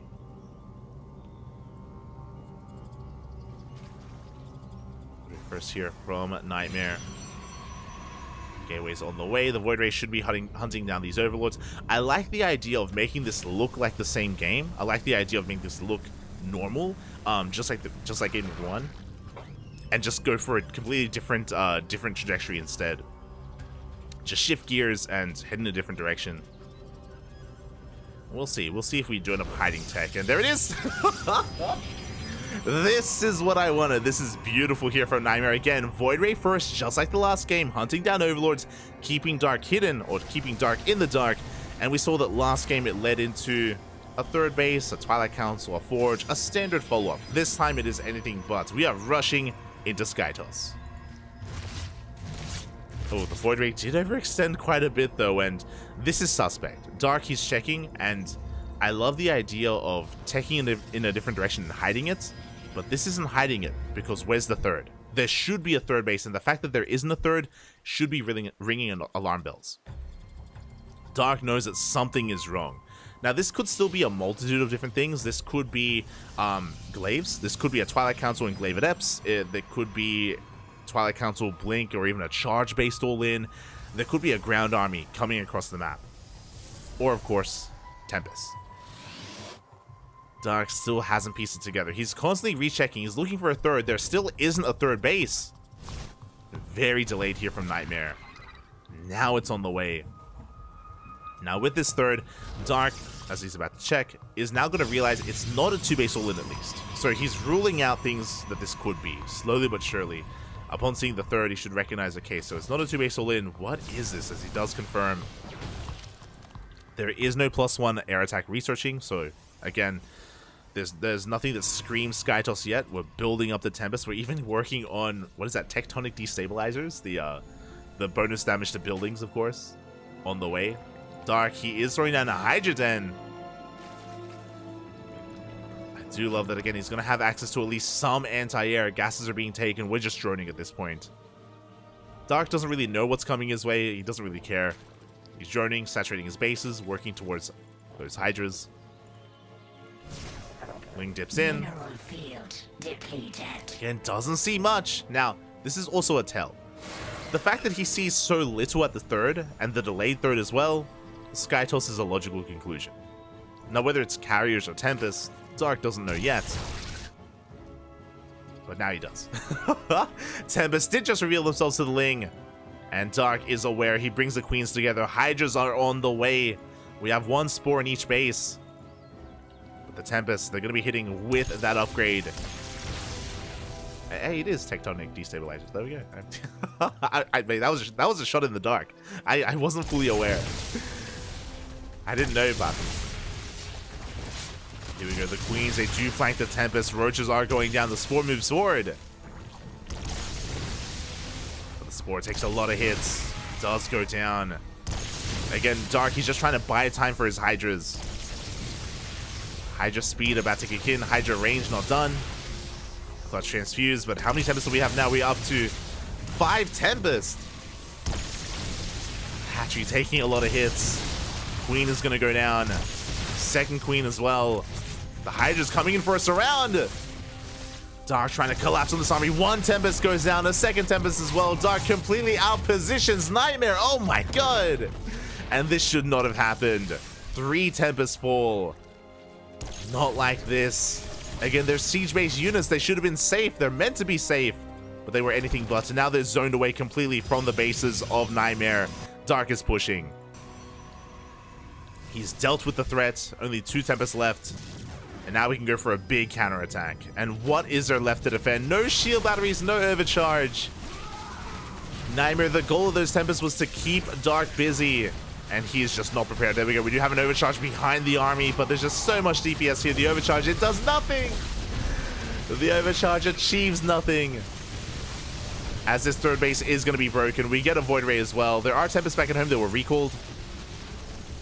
But the Nexus is going to go down. The Tempest as well. Not like this. As the hatchery does fall, we got +1 range on the way, additional Hydras as well, and Dark doesn't have to try to break the natural. He can just back off and contain Nightmare to 2 bases. That's all he needs to do. Okay, he's droning. Dark from here, he's droning. He can work towards a Hive, Vipers, Spire, Corruptors even. Dark can do whatever he wants from this point.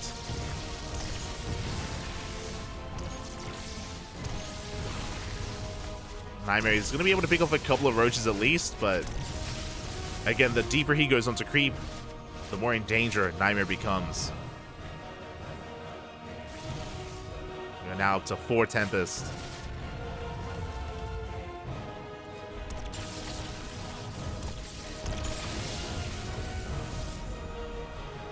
Nightmare does at least have a ground army. I believe charge is done. Yep, charge is done. We have Archons on the way as well. Nightmare is completely 2-base all in. Like, there is no economy behind this.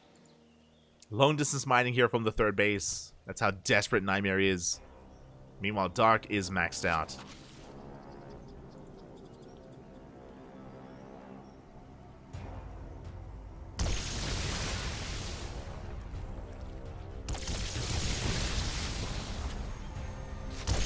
Here we go. We're looking to collapse on this army, but at the same time, here come those Zealots. But we haven't neglected the ground army. We have Roaches to support, Roaches to buffer for those Zealots. And we can bust in. Nightmare just trading as best he can, but he's being forced back again. Too far into creep. The Zealot army just melts. And now we can get on top of those Tempests. 3 Tempests remaining. Third base still on the way. Are we... We can just keep these Hydras borrowed for a moment, it's all good. Hive on the way as well.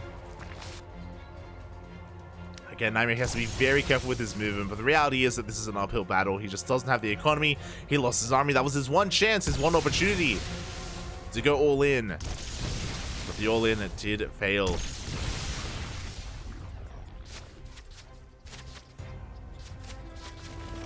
Oh my god. As these Tempests take so many hits here in the retreat, and no, the Tempest goes down. There's 2 left, there's 1 left. 1 Tempest remaining. Behind this, we have kind of a ground army as well, but we got Roaches, mate. We got plenty on the ground from Dark. The final Tempest falls. And with that, the hopes and dreams of Nightmare in this tournament. Well, the hopes and nightmares, I should say. GG gets called. And Dark will take the series 2-0, shutting down the Tempest Rush. GG.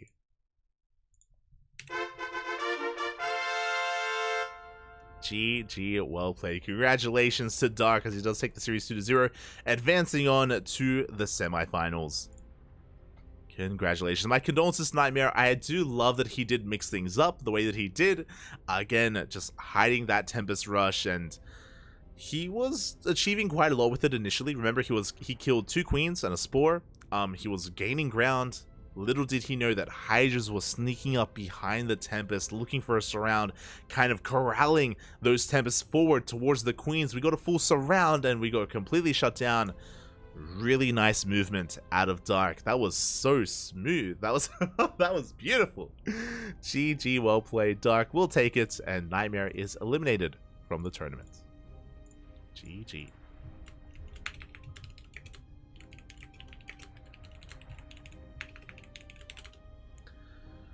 And with that, do we have our next series? Oh.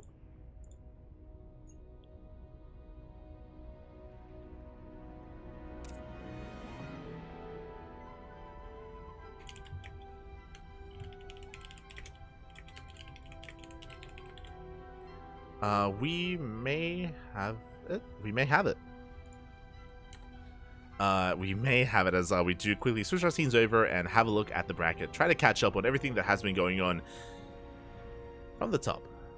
From the top here, we have Gumiho, who took down SOS 2-0. Rex took a game. Let's go. Rex did force SOS to go to the ace match. Very impressive. Very impressive. Big shout out to Rex. Have a lot of love for Rex.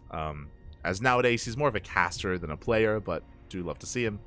As SOS does go down to Gumiho, and Gumiho versus Creator is currently ongoing. Currently mid-series.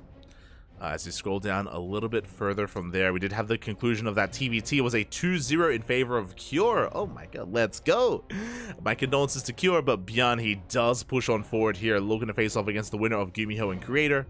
Byan, he is patiently waiting in the upper semifinals. As we scroll down a little bit further, we have our series, which just wrapped up. Dark, he 2-0'd Nightmare. And, oh, actually, hold on.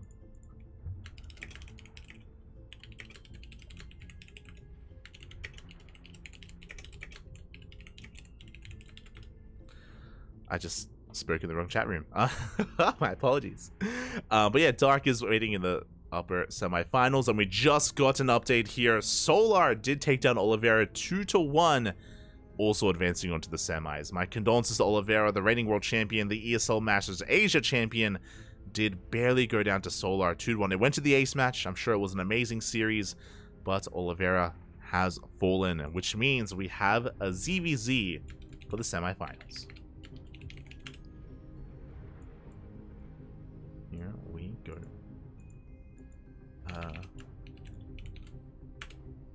Just need a moment to set things up and get things going. So up next, we have our next series. Again, it's going to be Dark versus Solar. That will lead us into the finals, and if the upper semis is still ongoing, then, and if this ZVZ is a little bit fast, if it's a little bit too quick, then we may be able to catch Byan in his upper semifinals match. Otherwise, we'll just go straight into the grand finals. So that is kind of our trajectory here. Also, because this is the semifinals, predictions in the chats will soon be open. Let me just get that ready for you as well.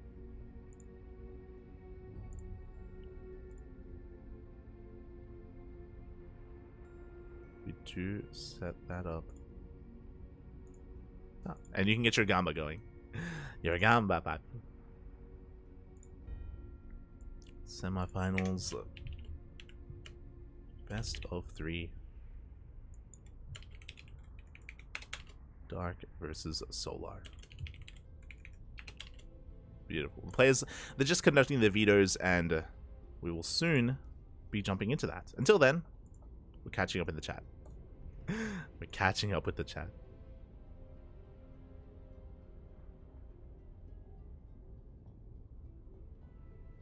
Buenos dias, 4:40 a.m.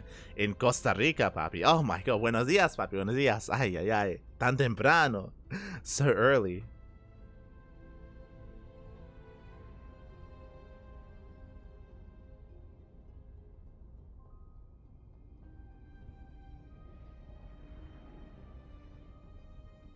That's how Wardy keeps his viewers. I mean, yeah, I do think that his stream would be very, very good for like ASMR casting. Let's go. I couldn't do that. I couldn't do that.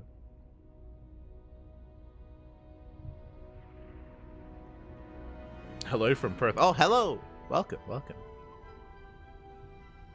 People are asking. I'm from New South Wales, Sydney. I'm local to Sydney. Western Sydney. That's why it was a couple of years ago now. But that's why I was a part of ANZ Champs a couple of years ago in 2020 and 2021. Because for ANZ Champs, they didn't really have the budget to fly anyone over. It was in the beginning of COVID as well, so that's why they had casters that were local to Sydney. So it was myself, it was Zeph. I think we got Maynard in with a video call a couple of times, and I think did we get Pig for the? I think we got Pig for the finals. I want to say Pig came in for the finals for ANZ Champs. Oh, hello, Mixu. Mixu, Papi Mixu. Good morning. Buenos dias.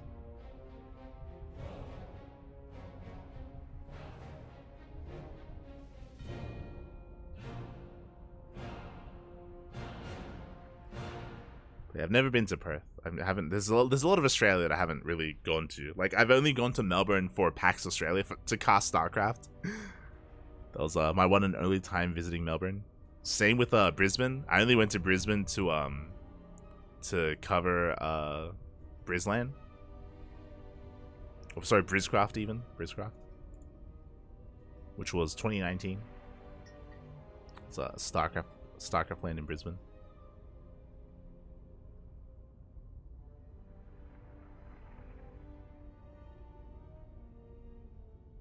Gumio is up one map over creator. Oh, thanks for the update. Gracias. But yeah, I believe Gumio, if you want to tune into Gumio versus creator, I believe that is being covered by Koka. And Into the Inu.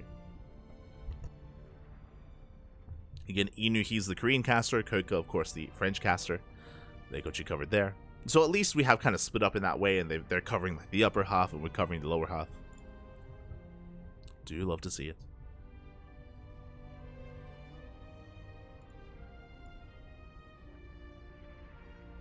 And yeah, once we get the lobby going, then we will get those predictions going as well. Soon TM, soon TM.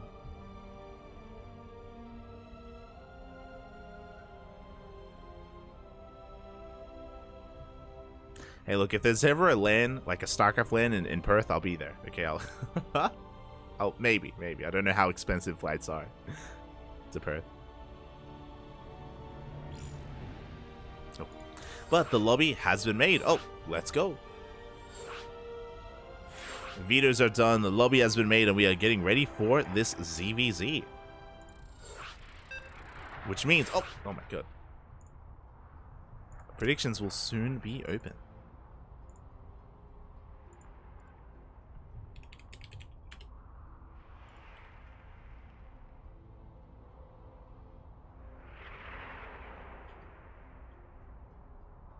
Alright, cool. Just waiting for the lobby to start up, and then we'll get those predictions going. It's a little bit awkward to place predictions just because there is a 2-minute delay, so I can't keep up with everything that's happening in chat. But there we go. If you're in the chats, upon hearing this message, I believe you have 3 minutes. 3 minutes to place your bets on who you think makes it to the grand finals. Will it be Dark or Solar? One way or another, it's going to be a Korean Zerg. Here we go. I'll type it in the chat as well.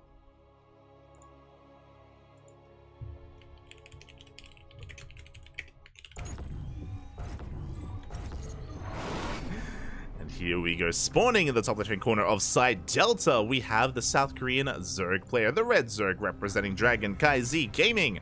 It is Dark. And spawning in the bottom right-hand corner, we have his opponent. We have the South Korean Zerg player representing onside. It is Solar.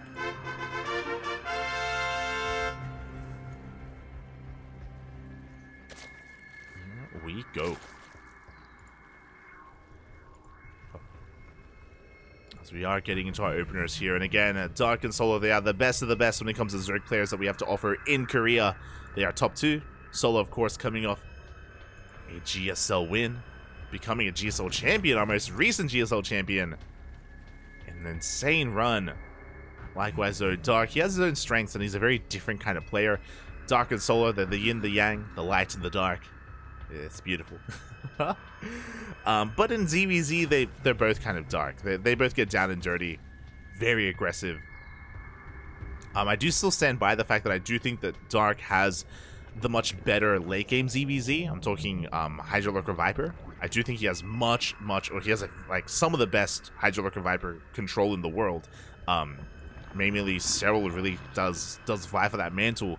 But very often, ZVZs don't actually last that long. We actually don't manage to get to that stage of the game too often. In the previous map pool, we saw it a lot on Gressvan. Gressvan was notorious for just like 40 to 50 minute ZVZs, time and time again. In this map pool, we haven't really seen that too much. Much at all, actually. So, we'll see if we do get there.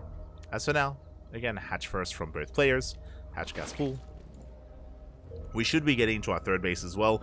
Side Delta is a good map to go 2-base Roach, but if we did, we would have seen like a 15-15 or a much different variation of opener. I do feel like both players should be expanding and should be taking their third bases.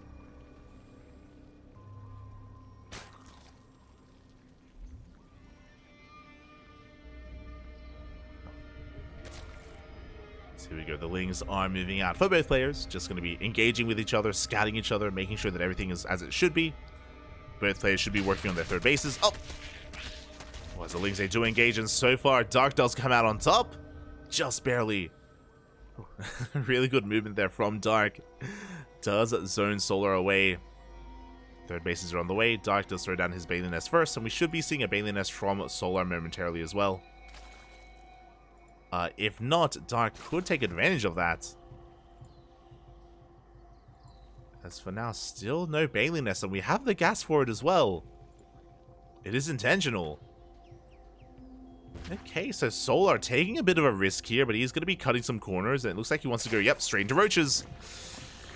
Oh boy, we'll see if we can get away with it. So basically what's happening here, Solar, he wants to cut costs. He wants to save his gas that he would spend on a Bailey Nest and spend it all on Roaches instead, which means he is very vulnerable to a counterattack. And here it is, 18 Lings are on the way. Dark is going to be pushing with Ling Bane, and Solar has to defend with pure Ling. Uh-oh. This does not bode well here for Solar, who was hoping that maybe Dark would be more passive. But here we go, the Lings are rushing across the map. Bailings are soon to be on the way as well. And Solar, I think he can hold on to his natural, but I don't think he can hold on to his third. He dives into the Bailings. Oh, he does try to. Hatchery taking a lot of hits. The Lings are being zoned away. Roach is in production for Solar. But we dive on the Hatchery. We get a full surround. Ling's going to try to engage, but we have Bailings to zone them away. Oh! One does connect. We have one Bailing left. And can we get the Hatchery? It's going to be close. It's going to be close. The Queens, they arrive just in time. The Roaches as well. And Solar, he gets away with his third. He does hold on. And just like that, Solar, he has gotten away with cutting corners. Roaches are on the way, and suddenly the turns have tabled. Suddenly, Solar is the aggressor. Oh my god. Does take a Bailing to the face. But Dark is in a lot of trouble. Overlord went down. He was supply blocked for a moment. Roaches are going to turn back around though. Solar backs off, and again, Solar, he's able to enjoy himself quite a lead here because that's a lot of Roaches. He's up to 10 Roaches. Meanwhile, Dark is still building up that Roach count. Still, I mean, working on the Roach Warren itself. Dark, he needs to trade. He needs to get something done here with these Lings. His army hasn't spotted. Solar, he should be rotating around. There we go, keeping up with the movement of Dark. Dark does have a handful of Bailings, so the Bailings, they kept at home, ready for a counterattack. And Solar, we have +1 range on the way, additional Roaches as well. And Solar, he's even been able to squeeze out a couple of extra drones, up to 40 workers. Meanwhile, looks like Dark is all in. Dark is completely all in here. One way or another, the game will end. Queen goes down. Dark forced to pull back. And here we go, looking at the unit tab here. Dark, he's down in Roaches, he's up in Lings. His goal here, to surround the Roaches to try to make up for it with the mass Ling instead. He goes for the full surround. Roach reinforcements are on the way. And Dark, he's breaking through the third base just barely. Oh my god. He's barely breaking through, getting into the mineral line. And it looks like Dark, he will be able to break this third. God, it's still so close. Solar, he does have the defender's advantage, but Lings, they do come in. Solar, he droned up a little bit too much. He wasn't fully ready for this.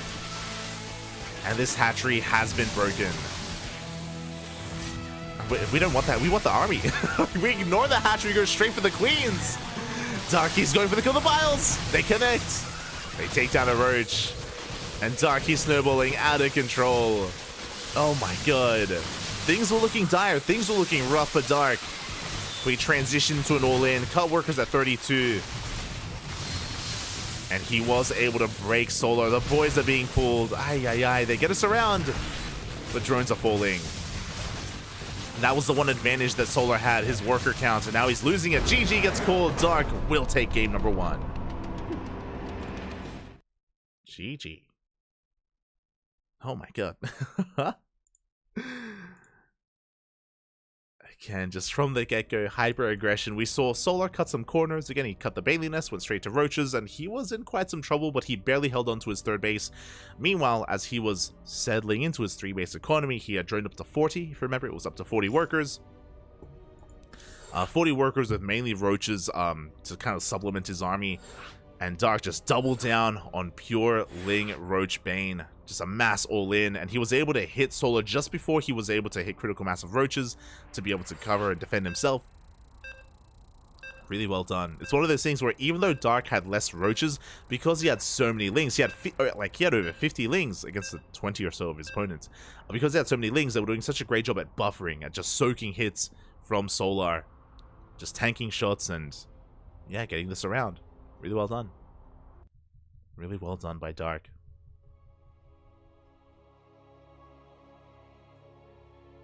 And with that, we are getting into game number 2. Ooh.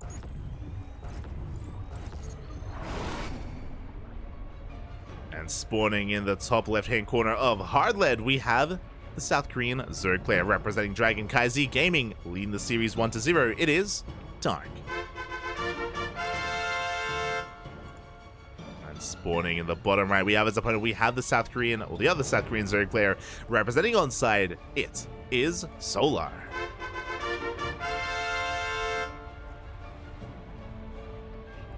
Whew, oh boy. Hi, hi, hi. Gonna be settling into game number 2, and again, I expect standard openers once again. Hatch gas pool this time, especially on a map like Hardlead, which has a very short rush distance by ground. I expect Solar this time not to cut his Bailey nest. But we'll see. We shall see. A welcome complete in the chat. US, yeah, we did hear that because of the end of daylight savings, the Americas do have to adjust, or not just the Americas, but the world. Once daylight savings does kick in or kick off. Regardless, welcome. Of course, we're here in the semifinals. We're nearing the end of the tournament, actually. We have the semis and then the finals thereafter.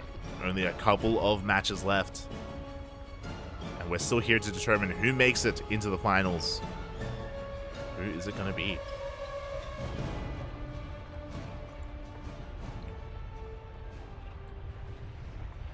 As for now, again, we're just settling into our openers.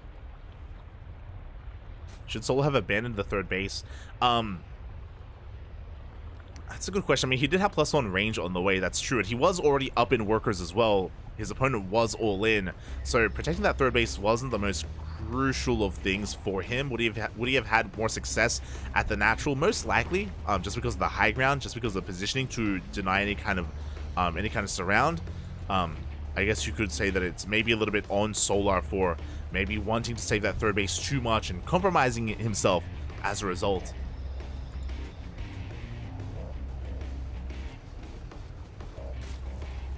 But yeah, we probably would have seen a very different game if that was the case. Because it's possible that Dark would have killed the third, then backed off and then droned. And we would have had a more back and forth from there. It's possible.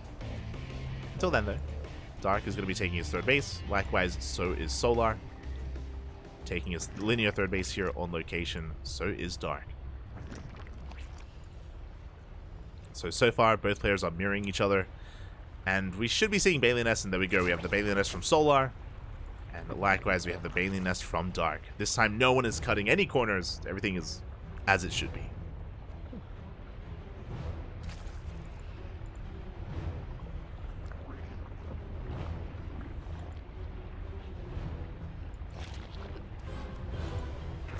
And things are going to be calming down. As Dark, once again, is going to be the aggressor. Instead of droning, we have 16 Lings on the way. Now, this is not all in, but it is just Dark going to be asserting himself here. The Ling Bane portion of the ZVZ is soon to be upon us. And we'll see if Dark can either break the third or even get a couple of drone kills at the natural. Here we go. Dark is pushing out.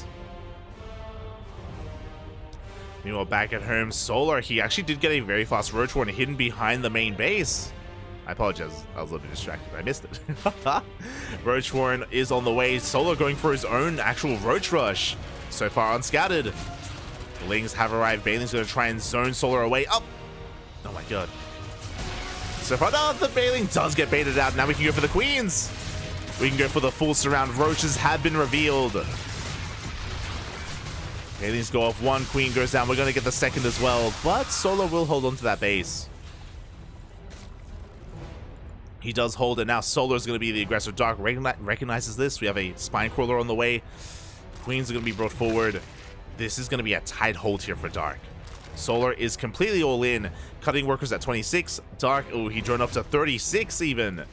He's up 10 workers, but he's down in army. There we go. The Roaches are waddling across the map. The Queen goes down. Bailing's once again going to try and zone away those Lings. So far doing a good job, but the Roaches, can the Roaches be dealt with? That's the real question. I don't think they can. We're breaking on through. The third base is exposed. We go straight for the natural. The boys have to be pulled, and Dark just doesn't have enough. Yeah, the Spine Crawler goes down. The Queen as well. We do have Ling reinforcements. Oh my god, but that's so many economic losses. That's 15 drones going down. There's one Bailing left, and it will go off. And Dark, he's going to clean this up. He's completely shutting this down, but it did cost him a lot. But the Bailing, the final Bailing, will get shut down as well. That's 16 dead workers. Solar, he's up 6. Can Dark somehow break Solar with defensive Roaches? I don't know if he can. Meanwhile, Lings did make it into the main base. These Bailings are not quite done. Solar looking to get on top of them as well. Yeah, the Roaches have arrived. And GG gets called. Solar, he shuts down the counterattack, and we have an ace match. We are tied up 1-1. GG. Oh my god, Solar just going completely all in, and Dark, unfortunately, he basically wasn't able to scout the Roach Warren in time. He wasn't aware of the all-in that was coming. That's why Dark just droned, and that's kind of a similar story to the previous game as well. And that's what ZVZ does come down to more often than not, is recognizing how aggressive your opponent actually is, and responding with how many drones you can get away with as well. We saw there that Dark, he droned up to over 10 more than his opponent. Of course, didn't scout the Roach Warren early on. Was a late reaction to what was happening, and yeah, was caught with his pants down. We have an ace match. A really fast series, which means we can maybe catch the upper semis. Depending on how fast this game is. That's what it will depend on. I'm checking, Papi, I'm checking.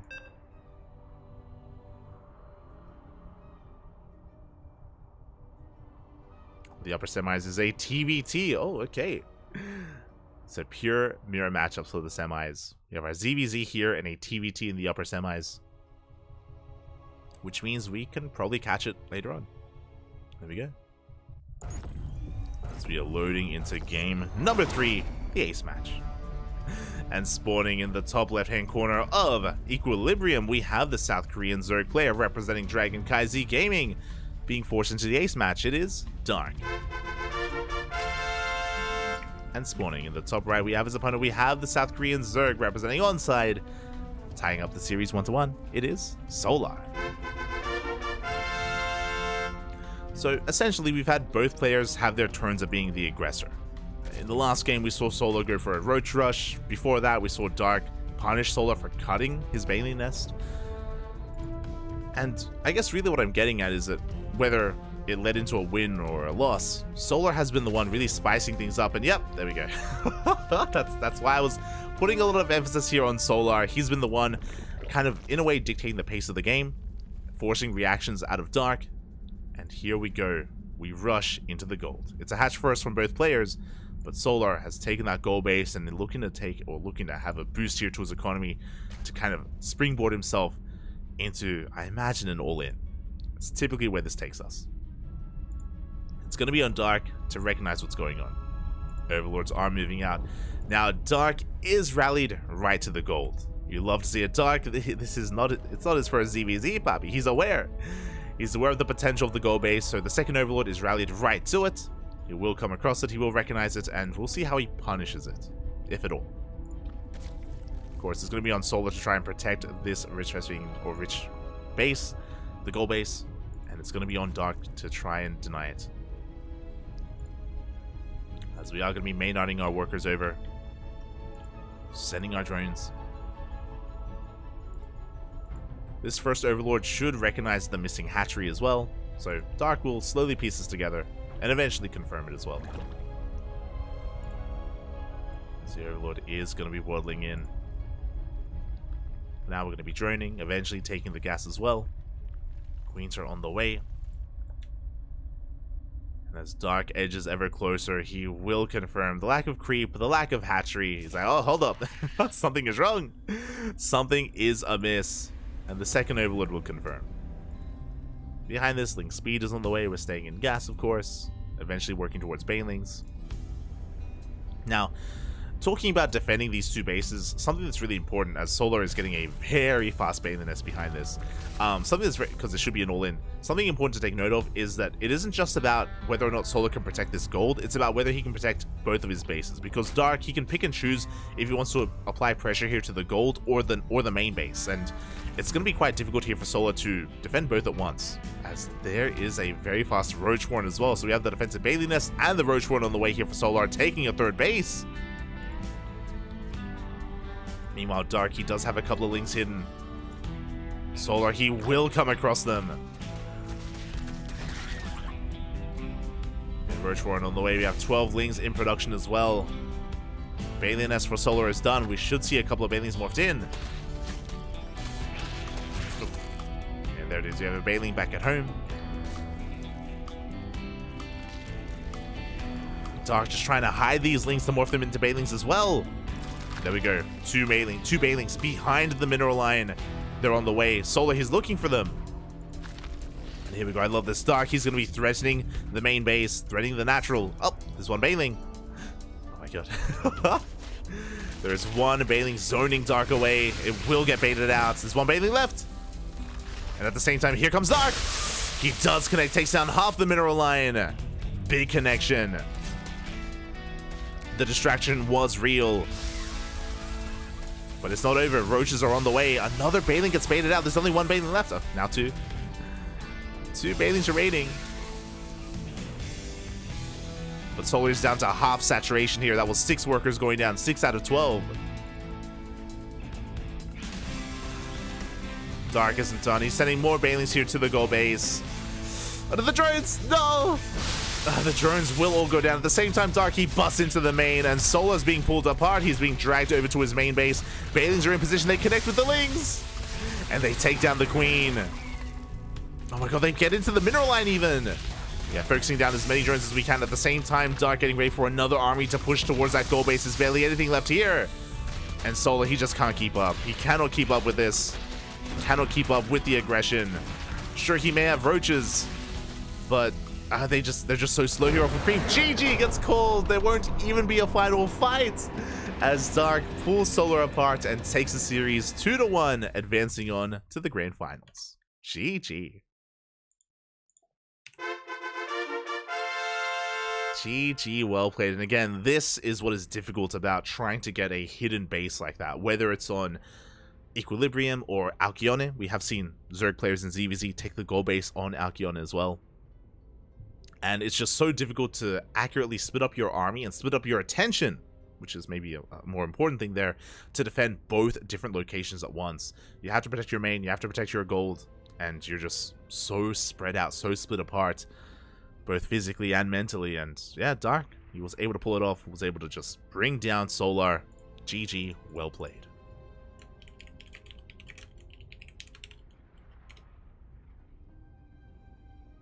And with that, we have our finalist. We have our first finalist. Do we have a second? It looks like the TBT may have just concluded. We're all coming together. I was hoping that, because this was a pretty fast series. This best of 3, it went by pretty quickly. I was hoping that maybe we would be able to squeeze into Gumiho versus Byeon. But it looks like it's ended. It looks like it has concluded, and Byeon has taken down Gumiho 2-0, advancing on to the grand finals. Let's go. Let us go. I just need to set it up. Dark versus Byeon, a best of 5 ZBT. Ah, it's beautiful. It is beautiful. It is amazing.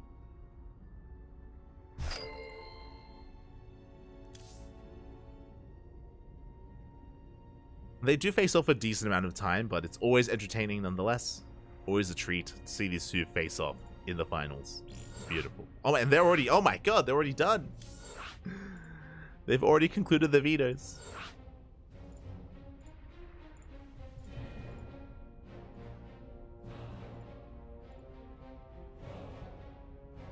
And predictions will soon be underway.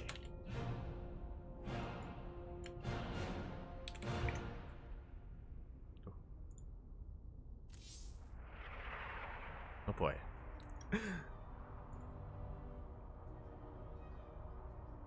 Solo went for the gold, but Dark, he went for the jugular. Aye, aye, aye.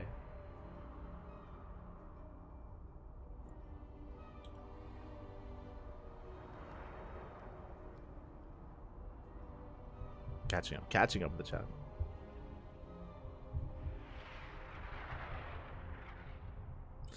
TVT is the best mirror. PvP is the best mirror, mate. What are you on about?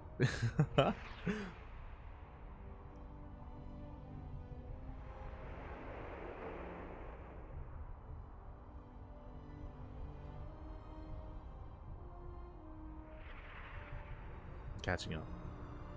Tide hole. Oh.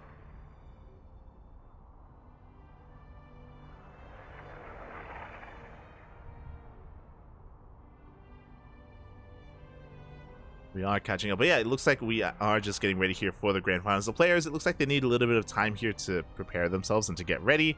As soon as they are, we will be getting the predictions going. Predictions will soon be open here for Byeon versus Dark.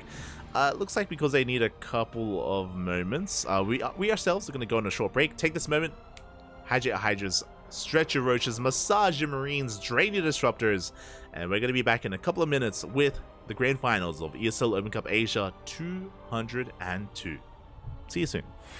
See you soon. Enjoy the brutal OST.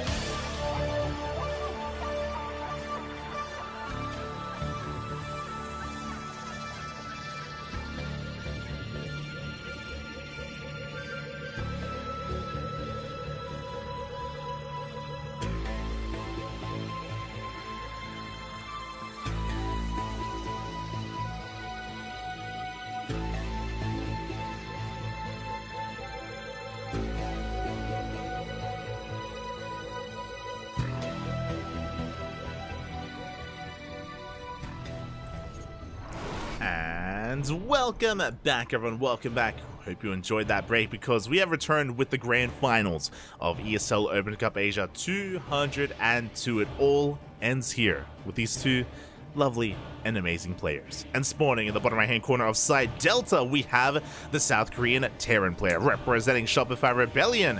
It is Byeon. And spawning in the top left hand corner, we have his opponent. We have the South Korean Zerg player representing CranKy Gaming.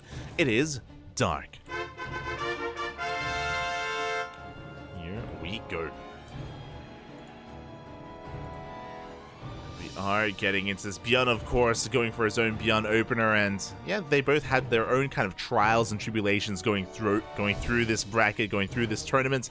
Byeon, he took down Gumiho, took down Cure, as well as Cyan to get here, Terrans and a Protoss. And even then, Cyan, remember, he did put a dent in Byeon. Cyan did take a game, but Byeon still has yet to face off against a Zerg tonight.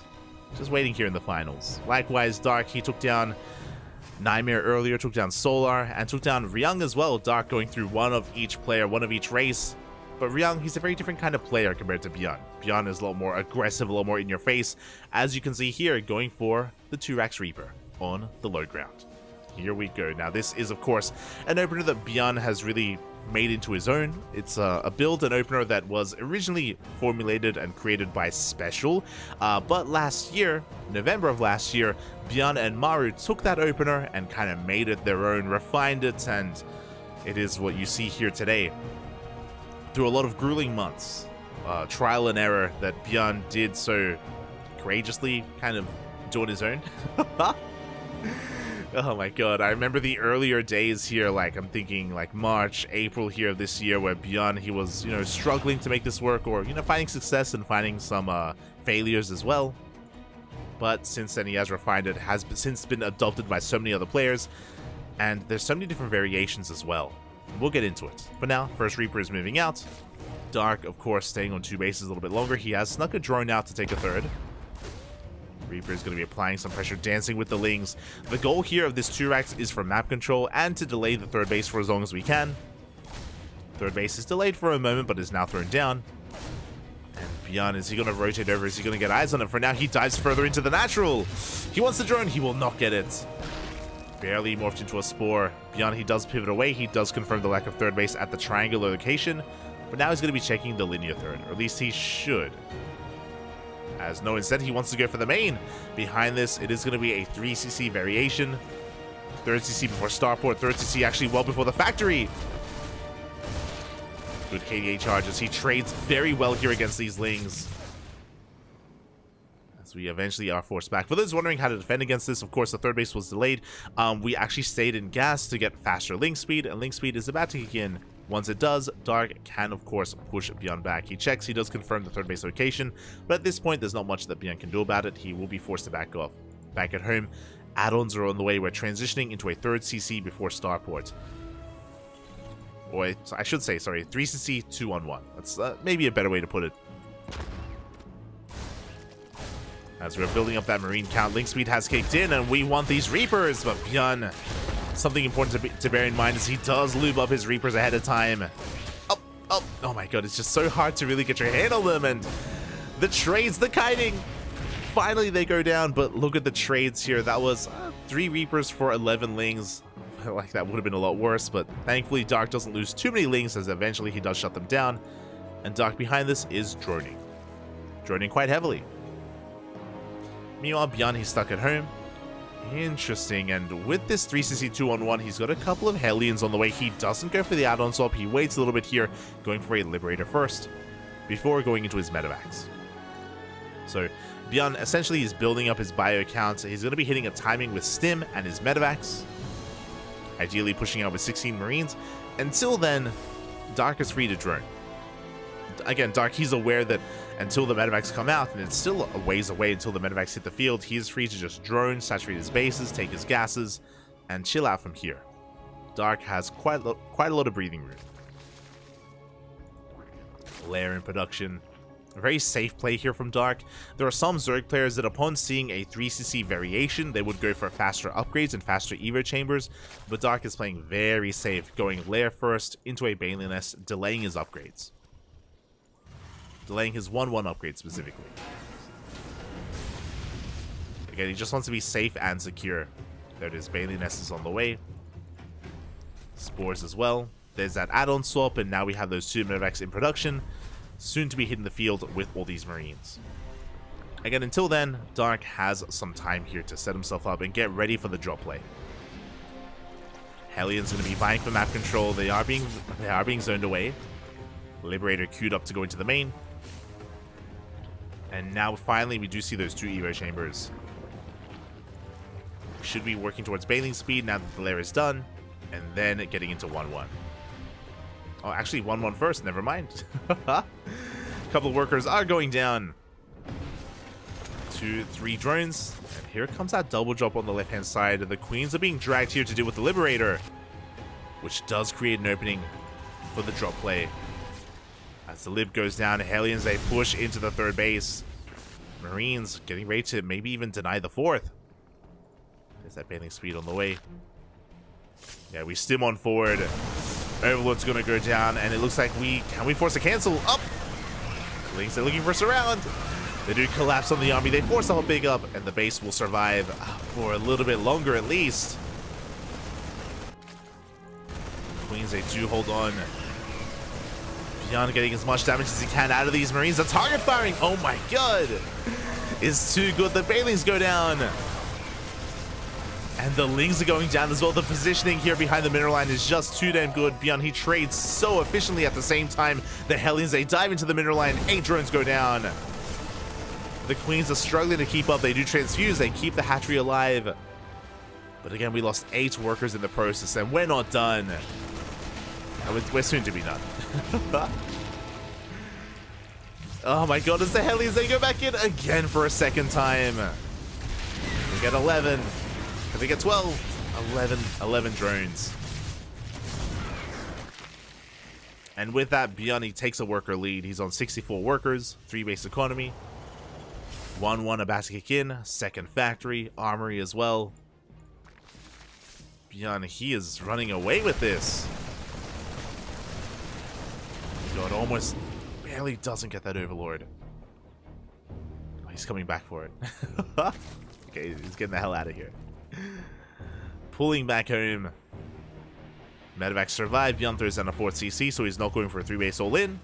He's just getting further ahead. Meanwhile, Dark is just redroning as quickly as possible. 2-2 on the horizon. Hydrogen was thrown down. Queens, they do keep up with the medevac.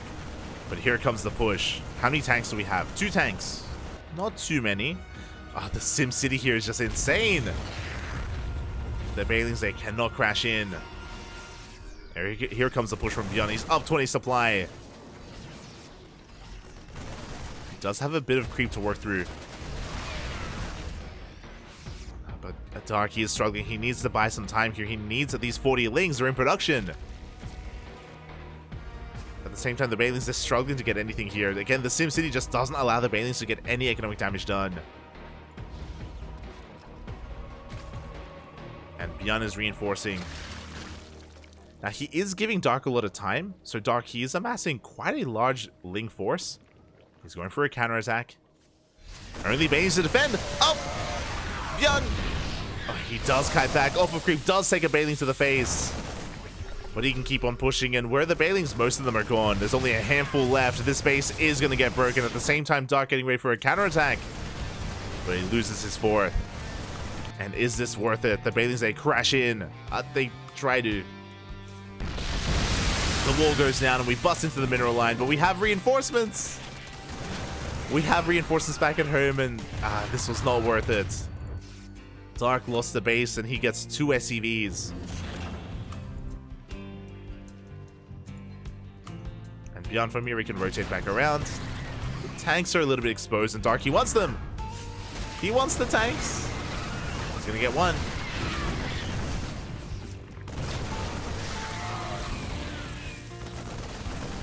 tank does fall. Dark once again getting ready for another run by. Fourth base is being taken for Bjorn.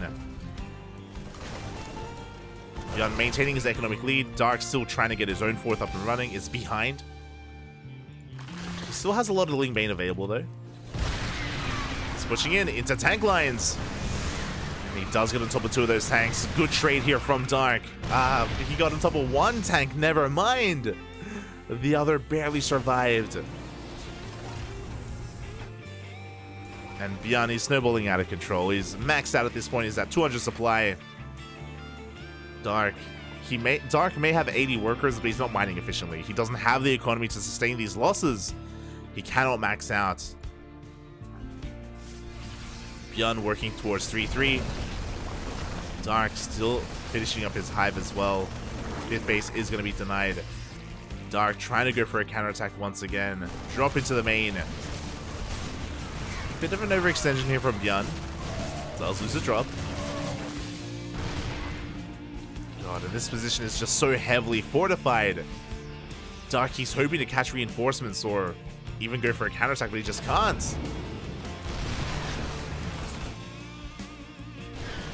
Here we go. Dark eventually will collapse on this position. He comes in from behind. Oh, the tank shots of the Bailings. They're insane. Two medics will escape. Still an efficient trade from Bjorn. He's going for the queens, and he's going to get every single queen here. And as this army gets cleaned up, eventually it will. Bjorn is coming in with his second force, denying the fourth base again for a second time. Just containing Dark to 3 bases perpetually. Just cannot expand. Cannot get a fourth up and running. Just not possible. Dark, he's just gotten too much momentum over the course of this game, and because of that, he just, is denying the fourth over and over again. It just cannot finish. It will not finish. Not this game. And eventually, Bjorn, he will be able to push in and break this third. He's being very careful, very meticulous. Slowly pushing forward here with his tanks. Aliens, they try to crash in.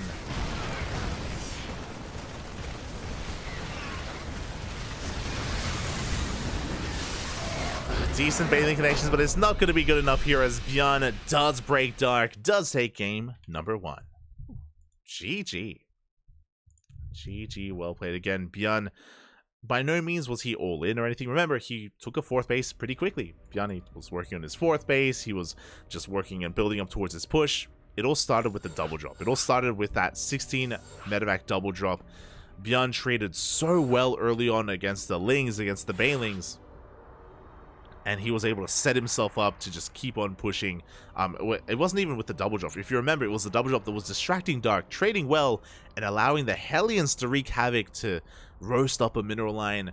And that eventually led into the follow-up push. And yeah, Bjorn, once he gets the ball rolling, hard to stop. Hard to stop. And Dark was on the back foot from almost the beginning. And now we're getting into game number 2. Now, it's a best of 5. We have plenty of room here to recover and to go back and forth. I do expect this to go the distance and to go to at least game 4, maybe even game 5.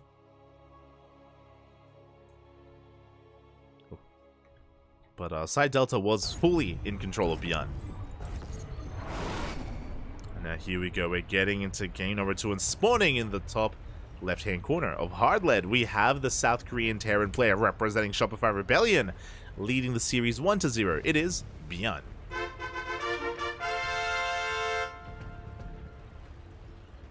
And spawning in the bottom right-hand corner, we have his opponent. We have the South Korean Zerg player representing CranKy Gaming. It is Dark. And to kind of put things into context as well, to be fair, when it comes to the first push of Bjorn with the 2 tanks, if you remember, in the midst of that push, Dark did go for a counterattack. Well, he was threatening a counterattack with a lot of Lings, with a lot of Banelings, and they never got anything done. They couldn't get anything done. So he kind of had forfeited some of his defensive capabilities in favor of going for a counterattack and crippling the economy, and it's something that just didn't come to pass. It did not come to fruition, and Bjorn, he was able to just capitalize on that fact. And here we go. Now we're getting into game 2. Once again, Bjorn going for the low ground 2 racks. Now, again, there are different variations. In the last game, if you remember, winding it back, Bjorn did go for a 3cc 2-1-1 economic follow-up after this initial Reaper aggression. But he can also go for a 3 racks, he can go for a 4 racks, he can go 3 racks mass Reaper. Bjorn, he's got options. And he's damn good at all of them. Meanwhile, Dark is just going for a hatch, gas pool. No early pool timing, no early roach warren, no early game aggression. Now this is something that Dark learned the hard way early on in the year. I mentioned before how Bjorn was kind of taking this build through the ringer and really refining it over time. And early on, like I'm talking around March, April, Dark was making fun of Bjorn because it was constantly going for this and it just wasn't working. And Dark found out the hard way that roach rushing against this doesn't work. Against Bjorn, it just does not work. Bjorn, he's so quick at scouting, reacting, throwing down a bunker here in front of the add-ons, getting into marauder production and shutting down any kind of roach aggression. So that style that Dark is quite fond of in this matchup. Like Dark, if you know anything about Dark in ZBT, you know that he loves his roaches, especially early on. That's kind of stripped away against Bjorn. It is an opener and a build that isn't really an option for Dark here in this matchup, specifically against Bjorn. As Reapers do rock up. Oof, we do lose a Reaper already though, a big overextension. Ay, ay, ay. Bjorn, flying too close to the sun. Flying too close to the Dark there. It did get burned. Gonna try and go back in, but again, the Lings are in position. And Bjorn is transitioning. Queens are moving in back at home. That's the 3rd CC. So, very similar setup. It's going to be 3cc 2-1-1. So, very economic here by Bjorn. And just like the last game, outside of these Reapers, Dark, he's going to have a lot of room to himself to just drone up, to spread creep, and to establish his bases. Ooh, Tumor does go down, though. Ay, ay, ay. That's a pretty big pickoff, actually. Slowing down the creep this early on. Overlord dives in. Overlord does confirm the timing of the CC as well as the starport. So Dark does see everything, does know everything. Dark is going to be moving out with his Lings. He did shut down one of those Reapers. He can maybe threaten these add-ons. He does go straight for the straight for the reactor. Reapers are doing their best and they will end up zoning away those Lings.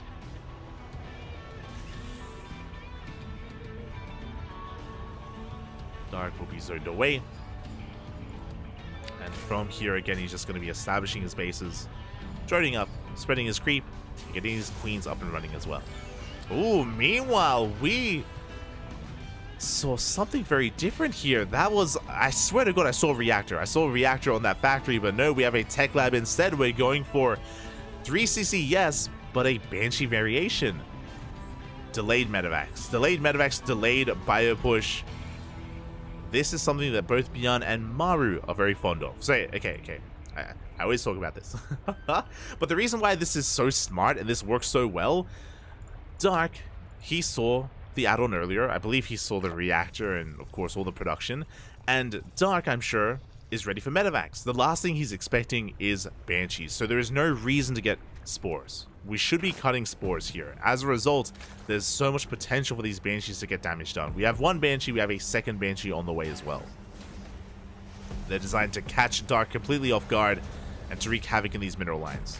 We have a spore on the way. You can see these spores are actually positioned to deal with Liberators, not with Banshees. We have a spore here on the edge of the main, and we have a spore, I believe, in the edge, yep, of the 3rd. The natural has a spore in the center as well. Okay, so Dark, thankfully, he's not cutting too many corners. These Banshees, they have potential for damage, but Dark, he's aware of this. He's not aware that Banshees are coming, but he's aware of the potential for Banshees, and he's even repositioning. Very nicely done. So, again, these Banshees are going to be moving out. It's going to be that much more difficult for them to get damage done. And we're getting into this medevacs. Banshees move out. Another tell here is the lack of Hellions, and yeah, the Banshees are revealed. Lings do spot them. Overseer's on the way. The Queens are all coming together. And Dark is ready for this. Good target firing it up. Oh, can we get it? We cannot. The Overseer is still on the way. As the Banshees are deflected. And does no damage. Meanwhile, here we go. Bjorn is going to be pushing. The medevacs are slightly behind the army, but should be meeting up soon. And Dark did well defending against the Banshees, but what about the Bio Army? We have Roaches to respond, and quite a lot of Roaches at that. We're going to force Bjorn back. Reapers go down. Bjorn pushing in a little bit prematurely before his medevacs arrives. Does lose some Marines. And is forced back. Dark going into a very fast infestation bit. 1-1 is on the way. Melee, not range. So even though Dark started with Roaches, he is going to be getting into Ling Bane.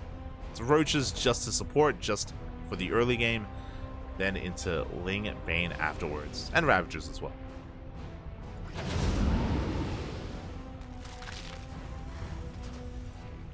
For now though, Dark has had a much stronger early game. It also helps that Dark didn't have to keep up with Hellions. There were no Hellions out this time from Bjorn, just because of the build. Dark has been able to maintain his worker count. Marines dive in, they clear up a lot of creep, but they don't get much more than that. As the double drop is forced back. We have some safety infestors on the way. Again, with the new patch, infestors, they do spawn in with enough energy for a fungal. Dark trying to be a little bit cheeky. Behind this, Bjorn working towards his three-way setup. Second factory is on the way. Gases as well. Bjorn, sorry, should soon be throwing down a Fort CC. Should soon be taking up.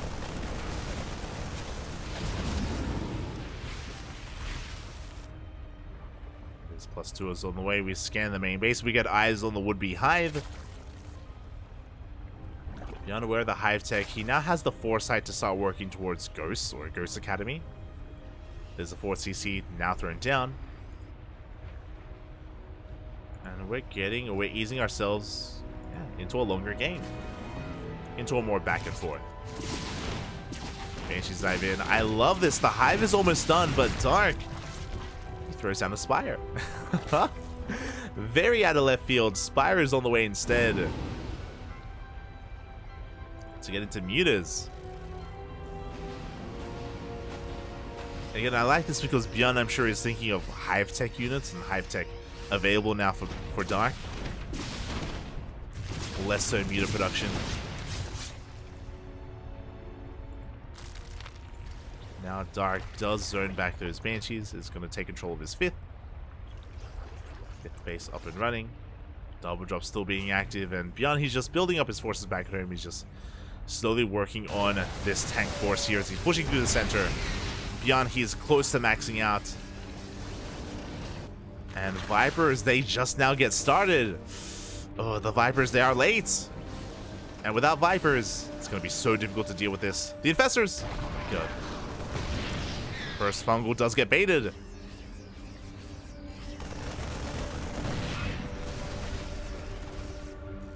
Dark getting ready for a surround. Trying to collapse on this position. Bjorn sees it. And he backs up. I appreciate it. I respect it. Bjorn, he backs off instead. Takes a more defensive position back at home. He's still waiting for 2-2 to kick in. So no reason to attack and go for an anti-timing. May as well wait for our upgrades. And we are going straight for the Greater Spire. Interesting. So when I saw the Spire, I know I said Mutas. I was thinking, but the reason why I said that is it'd be crazy if Dark were to rush into a Greater Spire, right? It's like, you don't really get to see Broodlord rushes that much, that often, but he is taking in that direction. Greater Spire is on the way. Now, whether or not he makes use of it, we'll see.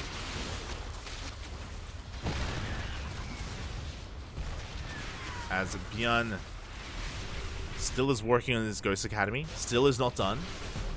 Broodlords, they could be quite effective. Let's say that double drop into the main base. Powerbomb's going to be going off, and Bjorn, will he go far enough to see the Greater Spire? Medevacs do go down. And Bjorn is going to get cleaned up. He's trading very well, actually. Oh my god. Trading very efficiently. Good target firing. 10 workers go down. Bjorn is working on those ghosts. Meanwhile, Dark actually doesn't have the supply to get into Corruptors or Broodlords. He's working on +1 air attack, but hasn't invested yet. So there we go, 9 Corruptors are on the way. Ah, the Brood, let's go. The Broodlords are soon to be upon us. Dark so far, maintaining map control, keeping the creep up to the halfway point. Encroaching the bases here of Bjorn. Getting another base up and running as well.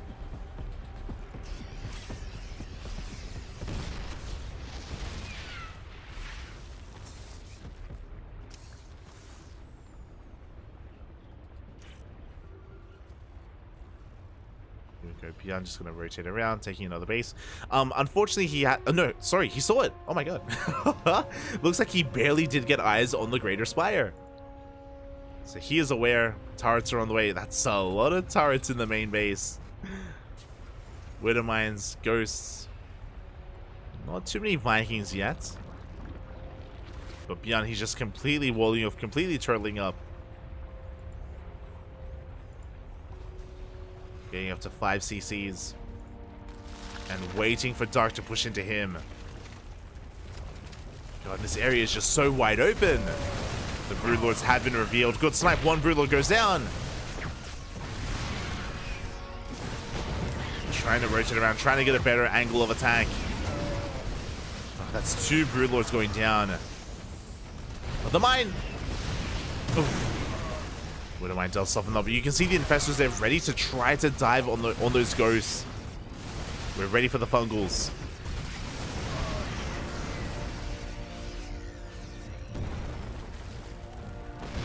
We've got the Vipers pushing forward as well. Big fungal on the army!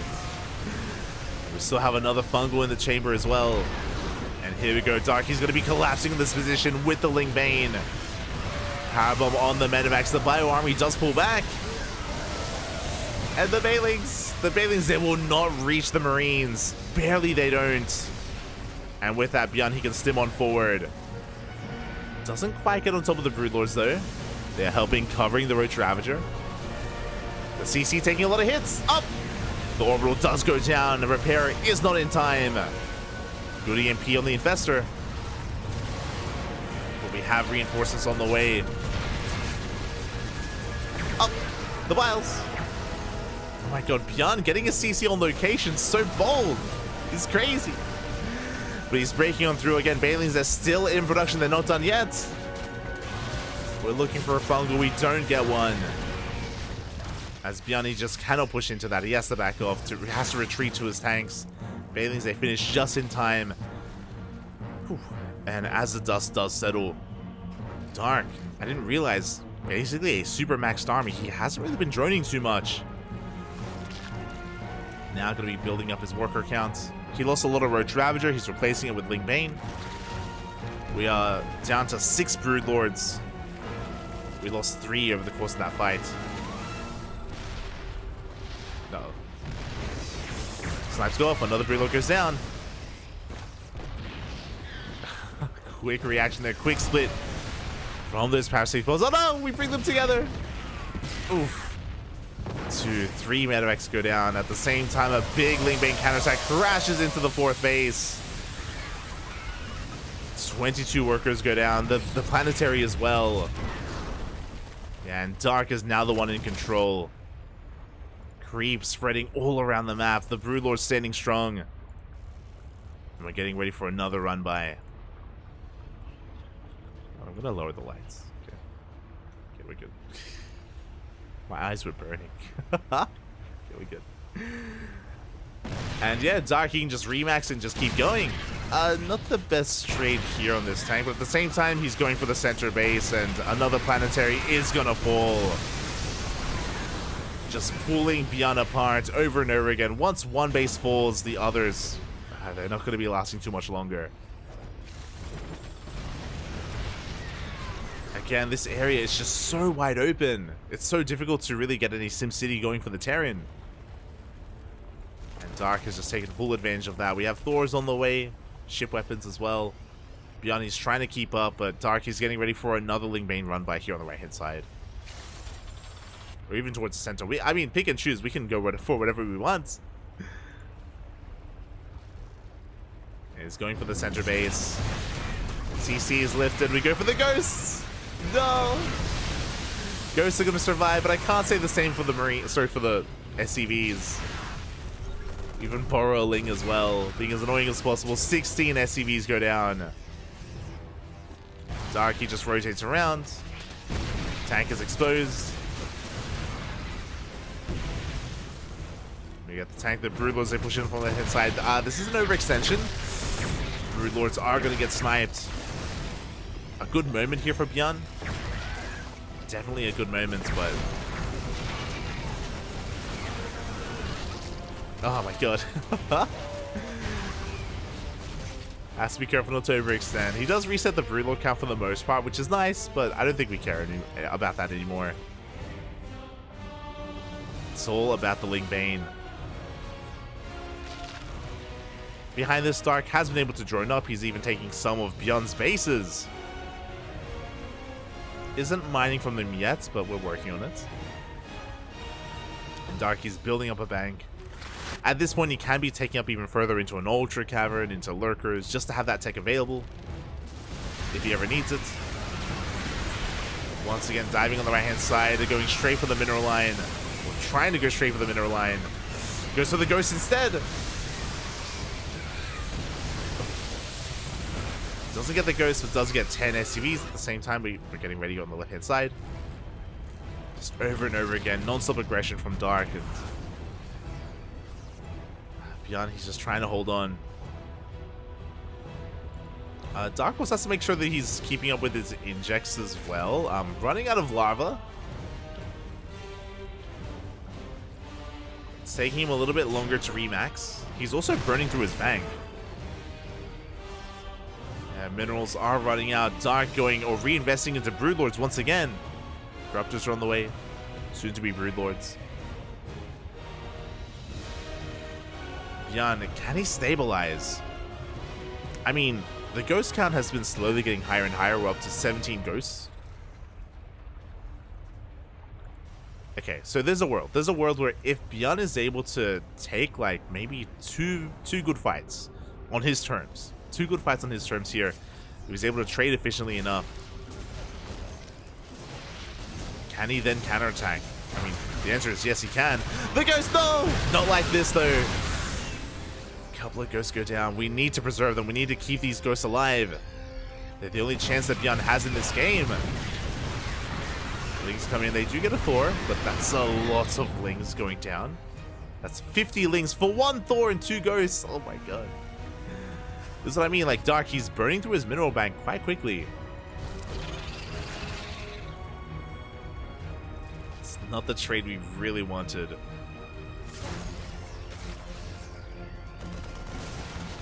Pushing forward, denying the space. Even though the space was under control of Dark for quite some time, he wasn't mining. Didn't mine from it. Didn't take any resources from his opponent. The tanks are pushing forward. This tank should go down. Oof. Snipe's going to be trying to go off, but the fungal does connect. 3, 4, 5 ghosts. Ay, ay, ay. At the same time, we have a Ling run by attempted. Doesn't quite succeed. That was 7 ghosts dying, by the way.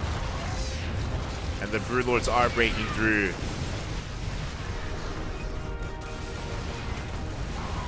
A bit of an overextension from some of these infestors, but regardless, we land the fungals. And the Broodlords, they're reigning supreme. Again, no snipes whatsoever. The fungals, they land so well. And GG gets called. Dark will fight back in this series. He does take game number 2, tying it up 1-1. Whew. GG. GG, well played. Oh, Dark gaining, or just rushing to that hive, rushing into Broodlords as well. And that 9 Broodlord timing did so well for him, just containing Bjorn, keeping his attention on that triangular third base. At the same time, was able to take down the planetary. And once the bases started falling, that's when Dark was able to gain map control, gain momentum, and never let it go. GG. I was concerned that maybe Dark would trade a little bit too inefficiently over time, and he would maybe throw away too much, like trying to break into some of these bases. But in the end, he was able to trade well enough. Caught a lot of ghosts there, and GG. GG. With that, we have a tied up series. We have a back and forth. That's all I wanted. That's all I wanted out of this map. And here we go. We're getting into game number 3 to determine who takes the lead in this series. And game 3 is going to be taking place on Golden Aura. This is going to be an interesting one. Short rush is the bike round. This is true. But the bases are so close-knit, so tight-knit, so close together that more often than not, it can be quite difficult to break a defending player. We have seen a lot of split map scenarios on Golden Aura. But here we go. We're getting into game 3 and spawning in the top left-hand corner of Golden Aura. We have the South Korean Terran player representing Shopify Rebellion. It is Byeon.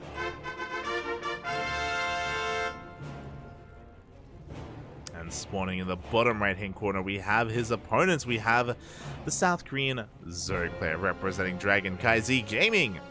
It is Dark. Oh boy, I need a moment here. Okay, so essentially we've had games here where both players have had their kind of time in the sun.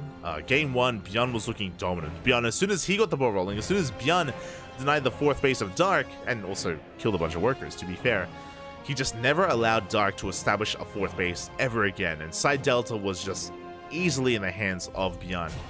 In game number 2, on Hard Lead, we kind of had the inverse there, where Dark was able to deny, yeah, likewise, not the 4th, but the 5th base. The 5th base of Byeon over and over and over again. Planetaries falling, SCVs going down. Just never allowing Byeon to max. That was important. Byeon, he was never able to fully max out and get into his ideal army composition. Time and time again, his economy was crippled. Dark hitting a very strong timing with hitting a very strong timing with his Hive Tech with those Broodlords. Of course, once the rocks got knocked down, it was just so difficult for Byeon to really establish himself. Again, we'll see how things differ here. Game number 3. For now, Hatch Gas Pool. No, sorry, I meant to say something else. Not quite a Hatch Gas Pool opener. This is something very unique. I say very unique to Dark. There have been some Zerg players that have been following suit. So Dark went gasless. There's a gasless opener here from Dark. We're rushing into a much faster 3rd. This is something very unique to Golden Aura. This is very map dependent. So if you're a Zerg player out there, if you're like, oh, yo, Dark, he's going gasless? Is this a thing? Kind of. It's a thing on this map. We've seen gasless openers specifically. Oh, as the drone is going to go down. Big pickle. Gasless openers, they're viable on Radisson Station, and they're also viable here on Golden Aura. The reason for this is because, I mentioned before, some of the features of this map is because these bases are so close together, because they're so tight-knit, and because the entry points here are actually very, very narrow. You can defend with queens.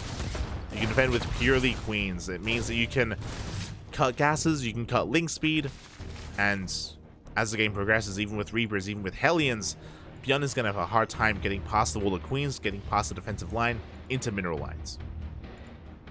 So you can afford to cut corners.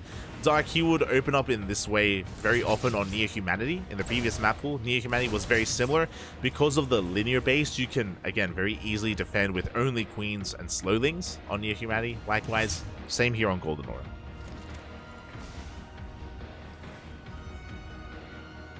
So again, Dark is just very fond of, he doesn't always, it's not like 100% he goes gasless here on Golden Aura. It's like 80% of the time. The majority of the time against Terran.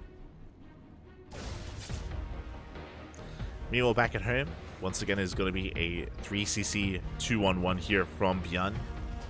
Winding it back even further, last game, if you remember, Byeon did open up Banshees in the last game, and it wasn't really worth it. The Banshees didn't get too much done. Dark was able to, Dark didn't scout it, but he was able to throw down spores and have plenty of detection, and he just shut down the Banshees well ahead of time. As once again, we're going for an add-on swap with the Tech Lab. Okay. Byeon, he wants to try it again. As, oh, never mind, it is not Banshees, it's going to be a Raven opener. Okay, Byeon, he's been listening to Twitch chat. Let's go. Why do you keep scanning? Just make a Raven forehead, true. Just a Raven opener here, or a Raven follow-up from Byeon. Very unique. You love to see it.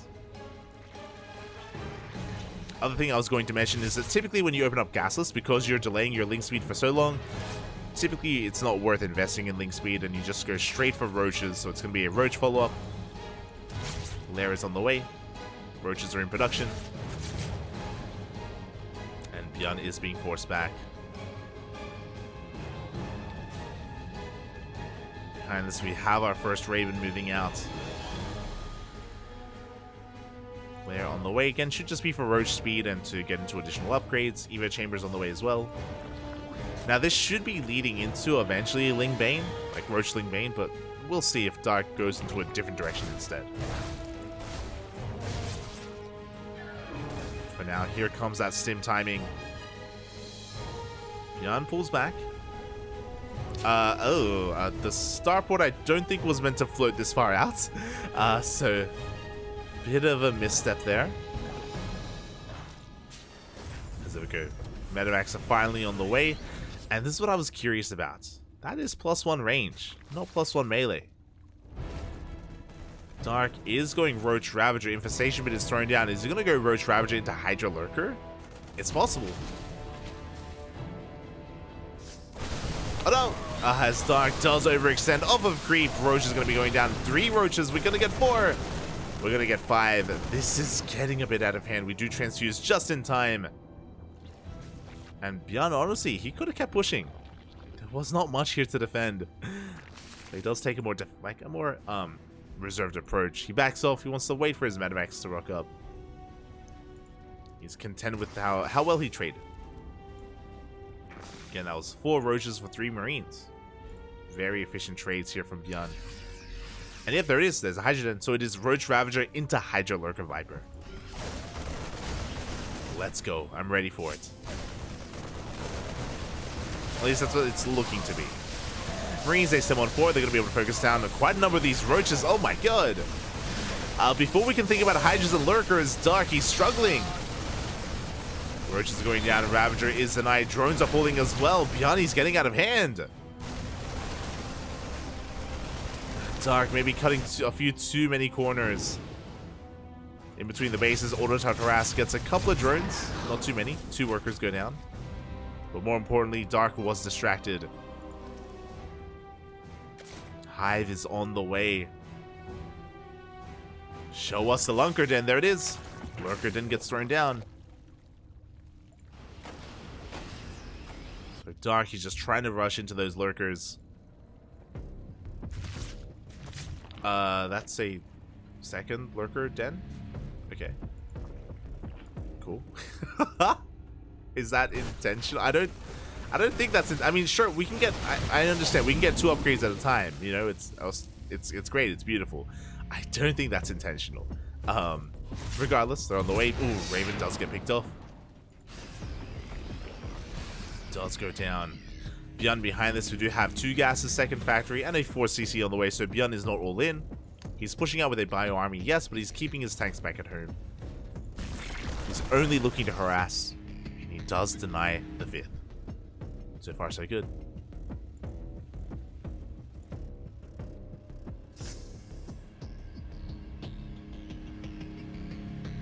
Far, so good. And there we go. We have Groove Spines on the way. That's, of course, Lurker range. And we did cancel. Thank God. We did cancel the second Lurker Den. And it wasn't intentional. In the past, things like double Hydra, double upgrades were a thing, like for a strong timing attack. I mean, you might go all in if you will, but yeah, in current era, it's not really a thing. Especially for those Lurkers. 2 Vipers are on the way as well. Dark, he's just refining his army. He's getting to his kind of end game here, his goal. Hydras, Lurkers, and Vipers. Doom drop into the main is going to be denied. But here comes the main army. This entire time, Bjorn has been teching. But has he gotten away with it? How many Lurkers do we have? 1 Lurker in production. And the drop is coming in. Roaches are going down. Dark, has he been too greedy? Base is going to be denied. We have 5 Lurkers in production, but here we go. Bjorn has arrived. Dark, he needs more time. Good fungal. Good fungal growth. Fifth base gets denied again for a second, third time even. The lurker count is slowly getting higher and higher. Dark still being contained. That's a lot of tanks. We do get one. We get two. We get three. Oh, almost. Oh my god. Almost four. As the fourth tank is going to be picked up. But what's important is that Dark, he still needs a fifth base. He needs another hatchery. He needs the larva. The production. Ooh.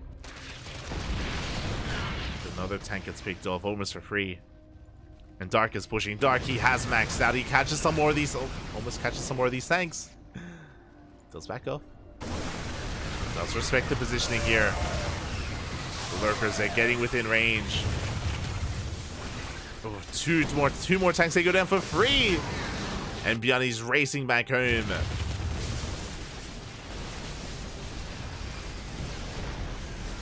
Center tower is going to go down. He wants that tank, he's going to get it.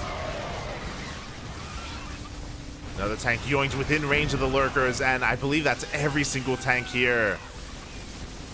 And against a bio army, the lurkers, they reign supreme. They're just zoning Bjorn away, cutting his army in half. And we're going straight for the kill, straight for the third base. At the same time, we have a double drop, but it gets shut down. The factory is exposed. The boys are being pulled. Oh my god, no! The boys into lurkers. GG gets called, and Dark will take game number 3, leading the series 2-1. GG. GG, well played. Ooh, Dark, he took a risk. Took a massive risk in this game. Rushing into Hive Tech, rushing into lurkers. It almost looked like he wasn't going to get away with it. It almost looked like Bjorn was going to be able to barely break Dark before he was able to get a large enough lurker count out.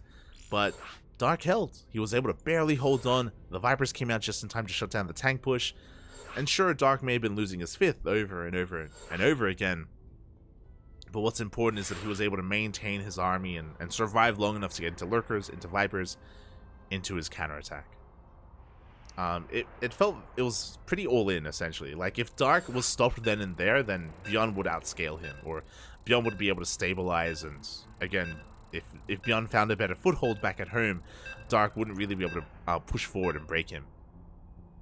So very committed, especially considering that the additional bases just were denied over and over and over again, but yeah, Dark, he was able to pull it off. GG, well played. With that, Dark, he needs one more game here to take it all, to take the series. Uno más.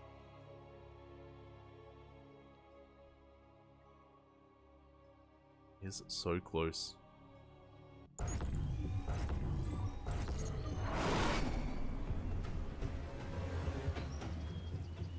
And spawning in the top right hand corner, we have the South Korean Terran player representing Shopify Rebellion. He needs to fight back here and now to force the ace smash. The pressure is on. It is Bjorn. And spawning in the bottom left-hand corner, we have his opponent. We have the South Korean Zerg player representing CranKy Gaming. It is Dark. One game away from becoming this week's ESL Open Cup champion for the region of Asia, as Bjorn, for the first time this series, he is not going for the low ground 2 racks. CC first, right? Yep, he's going for a CC first instead. Wild. Going for a very different opener, and this makes sense. CC firsts are, or they have become a little bit more commonplace, specifically on this map. This map is very large, a lot of bases to be taken. The rush distance by ground is very long as well. So we have seen a lot of Terran players take a risk and just cut corners, be greedy like this. CC first into racks, so a very economic opener here out of Bjorn. Meanwhile, Dark going for a hatch gas pool. And again, Dark, he's been conditioned not to go for early pools. Against any other player, we would see one, but because Dark has been going for these Reaper-based openers, early pools are they get shut down by them so well. So Bjorn, he takes a risk, and he's going to be able to get away with it. I say early pool. Like, this isn't really punished by an early spawning pool. This is punished by something like an early Roach Warren, which requires an early pool. Early gas even. But regardless, Beyond should be able to get away with this. Even going Marine first. And Dark is none the wiser. His overlords are still moving out. He's still trying to get a read on what exactly is happening. We're going CC into Racks, into Factory, into, I imagine, a third CC. Now, we have seen Beyond cut even more corners and skip the Marine. Thankfully, we have one Marine to defend. Not the most to defend, but, you know, one Marine nonetheless. We have a Scouting Ling moving out. Overlord does confirm the lack of wall, but he didn't check. Oh, the Overlord did not check the timing of the CC, so Dark is still not aware of how greedy his opponent's been, but there we go. We do confirm that the CC is done. Dark now knows. He knows that Beyond has been quite a greedy boy.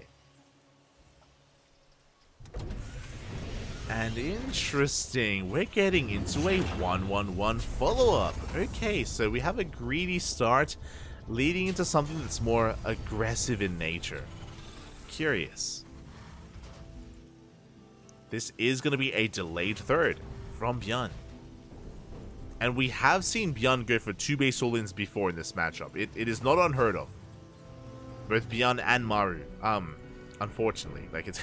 I mean, that's how Maru got knocked out of GSL, you know, failed all-ins. But yeah, 2 base all-in is on the table. We'll see if Beyond does go for it. For now, just a 1-1-1, an aggressive opener. It is going to be Cloak Banshees here from Beyond. Meanwhile, back at home, Dark throwing down a Roach Warren here. Sub 4 minutes. He's going to be rushing into those Roaches. Which again is a very Dark thing to do. Behind this, Stim is on the way. Aliens are moving out. Getting a read on things, just trying to keep tabs here on Dark. Maybe even catch some transferring workers. Oh, gets one. Oh, and we're just diving on it. We just don't care. We go straight for the main base.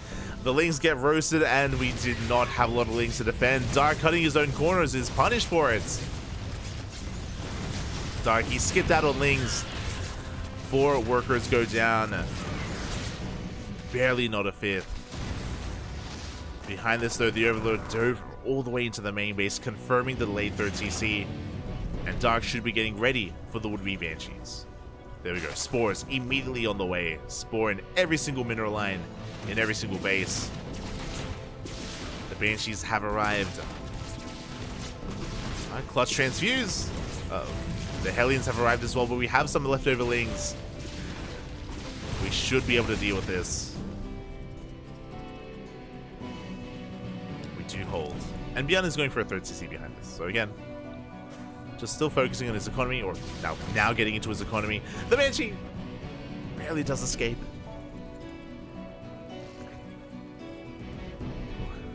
And the game will settle from here. I mean, I say that, Beyond still has a marauding force of Hellions, and he still has 2 Banshees alive. He's still threatening the bases, but he cannot dive in. Not this time. Does have to respect the position here and respect Dark. Spores are repositioning. We have a Banshee pushing towards the main. Second Banshee racing back home to repair. There is done. We're getting into double Evo chambers. Roach speed on the way.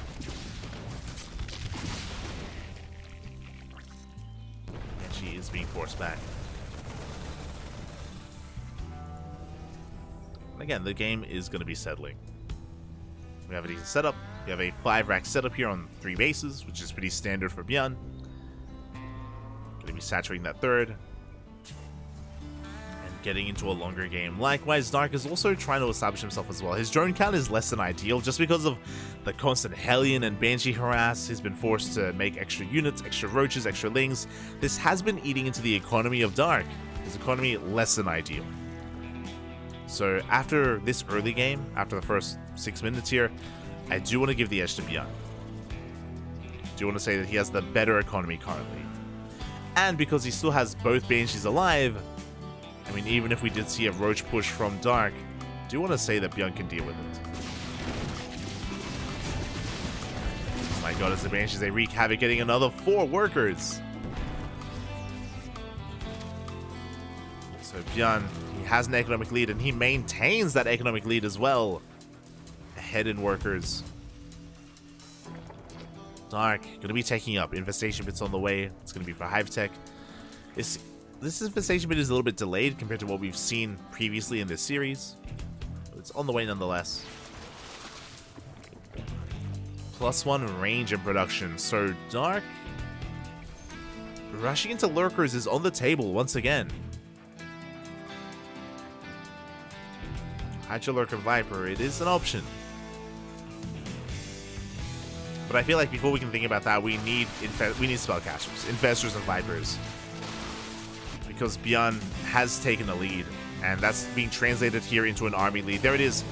Hydrogen's on the way. It looks like Dark once again wants to get into lurkers, but before we can think about lurkers, Björn is pushing. 1-1 is now done. Looks like Björn is just taking control of the Zonaga. Just maintaining control of the center of the map. Meanwhile, Dark, Hive on the way. Hydrogen, soon to be Lurker Den.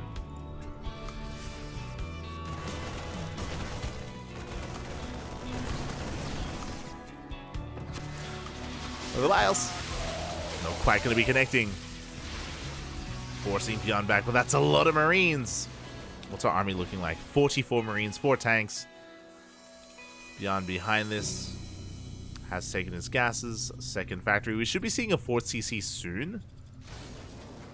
Björn is still on 5 Raxes. The Lyles.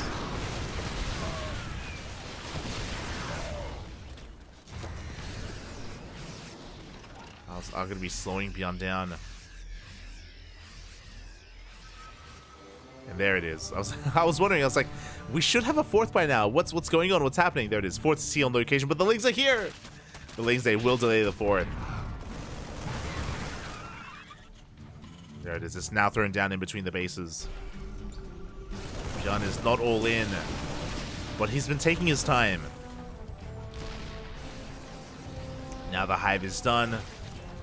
Dark hyper-fixated on this attack though, and he's going for the surround. He comes in from behind. He gets on top of the tanks as well. There are no Banelings, but you know what? We don't need Banelings with these Fungals. The Fungals connect, and we just completely shut this army down. And now Dark, he can go for a massive counterattack. And what do we have back at home to defend? We have 1 tank. We have a wall here at the 3rd. And Dark backs off. He doesn't commit. He could. He 100% he could. He could push out, but instead he's more concerned about the Lunkers, Papi. Lunker Den gets thrown down. Vipers are on the way. Hydra upgrades. Saturation. Taking a 6th base. Sorry, taking the 5th base even. Dark, instead of risking it all by pushing up a ramp, and we have spoken about this before, this 3-base setup, this 4-base setup even, is very difficult to break. It's very heavily fortified. Dark, he doesn't want to risk it. Doesn't want to take a chance. He backs off. He's going for a more secure road to victory. Now, as he's securing himself, as he's stabilizing, we have Björn with a triple drop. Triple drop on the right-hand side. Ooh, these mineral patches have been mined through, which means we can push into that base. Oh, we're going straight for the main. Doom drop into the main base. Spores are in position. Björn pivots away. At the same time, we have an army on the left-hand side. So we are going for a multi-prong attack.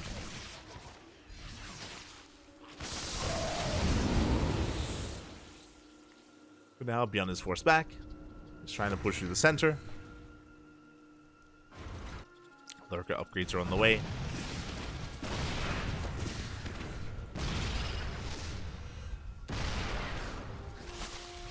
Oh, the tanks are going to be going down. Björn overextending a little bit.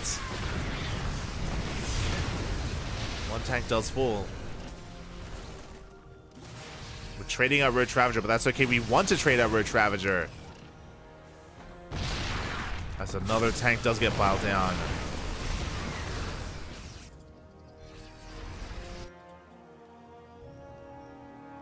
Another Roach counterattack. Oh, this is an orbital, not a planetary. Björn being a little bit greedy here. But his bio army's in position. These roaches are going to get cleaned up. Not the best trade here from Dark. It's a little bit of a give and take here. Dark, he wanted to get rid of these roaches, but he didn't want to throw them away. The lurkers, they have been revealed. Meanwhile, we push on the right-hand side.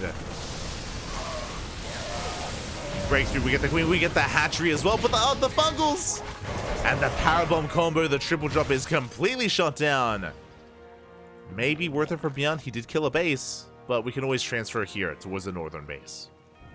We can always transfer our workers. As Dark is maxing out with Lurkers, Vipers, Roach Ravager. Everything he needs. And Beyond recognizes that he's lost map control. He's turtling. Beyond, he's turtling up back at home. He's got 2 more orbitals, another CC on the way. This is most likely going to be a planetary to wall off. And welcome to Alcyone. Again, one of the more Mac-oriented maps just because of how defensive you can be on these 4 bases. The 5th is a little bit more exposed, that is true. But on 4 bases, it is difficult to break. Door base is going to be going down. Oh, this hatchery as well. The lurkers come in. The hatchery. Oh, that's a kill, not a cancel. Were they both kills? Aye. Not like this. I think this was a cancel here at least. He wants another base. Ah. This time the lurkers are in position and we will clean up these marines. At the same time, Dark is pushing. The snipes. Some big snipes are going to be going off. The tanks are not where they need to be. Here come the Vipers. Yoinking those tanks forward. Oh, 2 Vipers for 2 tanks. Not the best trade from Dark. But he is breaking in. This triangular third base is quite vulnerable here. The tank's not where they need to be. Whilst once again they take down another tank, but we're running out of Roach Ravager. Beyond rotating everything over. Beyond doesn't lose a lot of SCVs, but he does lose that third base mining. The lurkers, they need support. And the lurkers, they're going to be going down. This is an expensive loss here for Dark. This was his gas bank, and it's just completely... Yeah, it's all going down. Down the drain. A very efficient trade here from Beyond. He takes down 16 lurkers for 5 ghosts. Crazy.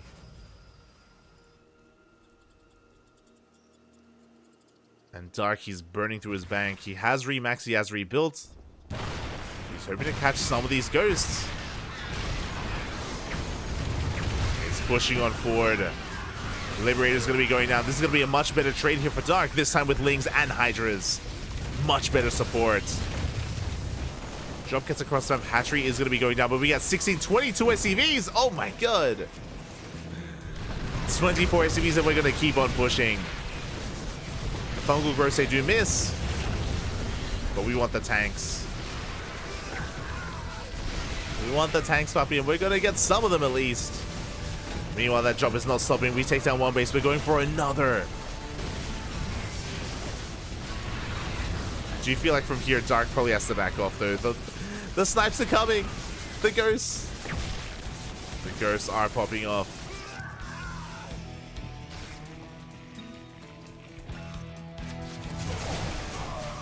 Oh, as the boys are being pulled, and a lot of drones are going down. Back at home, Darky's holding. He's down to 61 workers. Likewise, Beyond down to 51 as well, but he has mules. We need to back off. We do need to give up on this position. We do rotate back around. TC being sent to the top left. It's fine.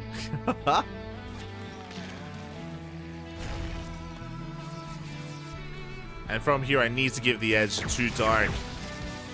The Hydras, they do push through. He wants the medevacs.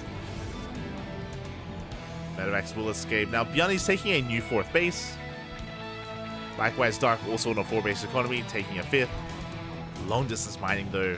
Oh my god, the mules! The mule hammer is insane! Jesus, what? 12, 15 mules thrown down. Beyond taking a massive, or getting a massive boost to his economy. And the game here is going to shift to the right-hand side of the map instead. Whether or not Dark can break Beyond.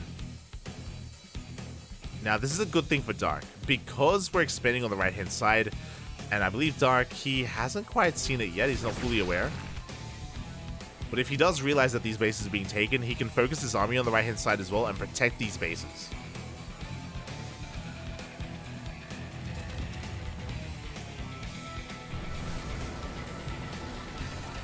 As Bjorn is taking a 5th. I'm worried that Dark doesn't know about the 4th. I'm worried that he is unaware that Bjorn is actually in a better economic position, and he's catching up. Oh, the borrowed infestors. Oh, we're looking. We want it! A massive fungal on the army. But one fungal is not good enough. We get a second. Is 2 fungals enough? Oh my god. The detection gets shut down, and Bjorn will escape. He escapes with his ghosts. These ghosts, they should be dead. It should be over. But they made it out alive. Snipes. Oh my god, no! They did so well. They did so well for themselves. They sniped the detection of the overseers. They lived through 2 fungals. And they walked into the infestors, or sorry, into the lurkers. Ay. Not like this. Oh my god. Yeah. That was actually a pretty big loss. That was what? 13 ghosts. 13 ghosts went down there. Brutal. And again, I was about to praise Bjorn. I was going to praise Bjorn, talking about how he's recovered. You know, he's got the base up and running, and Dark hasn't seen it. He doesn't know. The creep tumor is under attack. He's maxing out. A little bit less so now.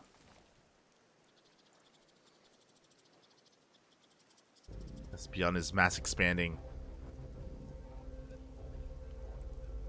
Bjorn's still very much so in this. We have a Nidus on the way to help try to deal with this and try to bypass the main army. Again, with this sensor tower, I'm sure Dark is fully aware of this CC as well. It's so exposed. There's nothing here, nothing to protect this base, but it's not even a planetary. But Bjorn, he's getting away with it. Going for some scans. Dark waiting to max out. Bailing speed just now being researched. 20 minutes into the game. Nidus Worms are on the way.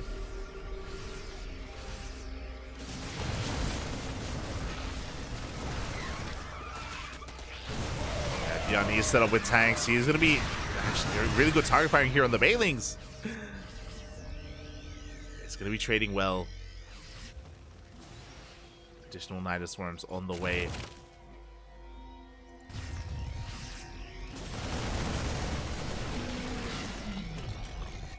Killing the Nidus. Dark getting ready to actually collapse on this position. He wants to, but the tank line is looking a little bit too strong. As Bjorn is holding. Still waiting here for the moment for Dark to pull the trigger. Do we have any Vipers? We do have a couple of Vipers remaining. There we go. They're coming in. They are joining the main army. Big snipes here on some of those Hydras. Ugh.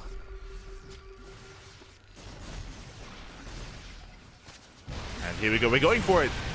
Big EMP on one of the Vipers, but the Blinding Clouds will connect. We take down the tanks. We're trying to collapse on some of these ghosts as well, but they barely do escape. Most of them do. The tanks go down, but the ghosts survive. Bjorn holds. He does hold on to this CC. Likewise on the right-hand side, we shut down the Nidus. And we're pushing towards some of these fringe bases. They're getting in position. Big snipes are going up. Oh my god. The snipes are insane, and almost every single lurker goes down. The ghosts, they just have their way with them. 9 lurkers falling. Reinforcements are coming in, and we should clean this up. There is no escape. And suddenly, was this worth it here for Beyond? Both players, they lose quite a lot. But yeah, I do think it was worth it. Like, losing all those lurkers was insane. Now Beyond is pushing in. There's one lurker left on the map, going for a run by, a waddle by even. So we do see Dark trying to rotate over, but he gets caught out by this outpost, a planetary even. This one lurker putting in a lot of work, but will be sniped.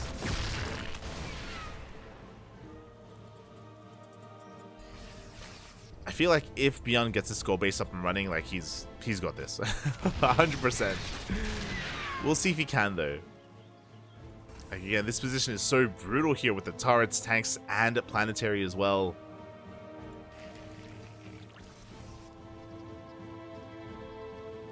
Dark, he's stuck with Lingbane Hydra. Lingbane Hydra isn't a bad composition, but it's a composition that's supposed to be killing bases, and we just haven't been able to. These bases, they're standing strong. It's meant to be a mobile army that goes in, snipes a base, snipes a mineral line, and gets out, and it just hasn't been happening. There's one Viper left. Without Vipers, we can't push in. And it feels like Beyond is in control.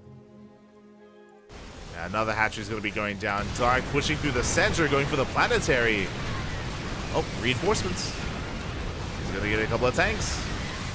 And 2-3 tanks going to be going down. We're going for the goal base as well. Dark, he may have lost an entire base and a mineral line. But Dark is getting so much more. He's not getting SCVs, but he's getting a lot of these orbitals. The Lings, they get into the top right as well. These bases are on fire. And everything is going down. We do have a drop on the right-hand side, though. Dark, he's coming back around. Oh, the snipes! Oh my god. There's no detection. Oh no, we do have a spore. We do have a spore in position. We try to get us around, but there is still no detection available. Big snipes going up. The Vipers. As we barely do fungal. Oh my god, that was a brutal trade. A very brutal trade there for Dark. Losing 15 Hydras. And Beyond, he may have lost a lot of workers, but he's just he's just landing his CCs. The tanks! Oh my god. The tanks are exposed. The Lings, they go to town. And again, no planetaries. No planetaries, so the Lings, they just wreak havoc in the mineral lines. 7, 8, 10 SCVs. The orbital catches fire. We burrow. At the same time, Lings all over the place. And this is what I wanted out of Dark. For so long, for the past 10 minutes. Go for the Ling run by spot. But it's just too much. GG gets called. Dark once again taking a rough trade, losing every single Hydra. And Beyond, he does tie it up 1-1. GG, oh my god. GG, well played. I'm sorry, Beyond, he was trading so well throughout all of that. For quite some time, it felt like Dark was winning. It felt like Dark was in the driver's seat, but alas, Beyond was able to settle himself, stabilize, take those bases on the right-hand side. There was that moment where he took the 4th base on the right, where it's like, oh, if this gets up and running, then Beyond, he can get back into this, and he did.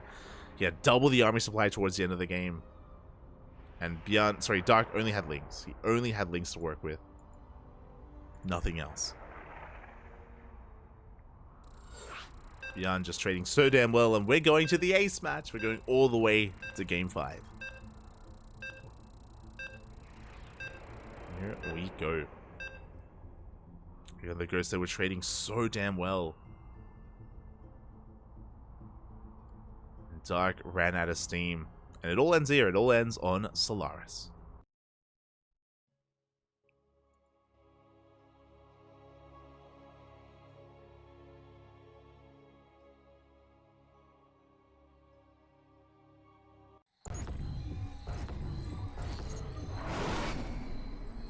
And spawning in the bottom left-hand corner of Solaris, we have the South Korean Terran player, the blue Terran representing Shopify Rebellion. It is Beyond.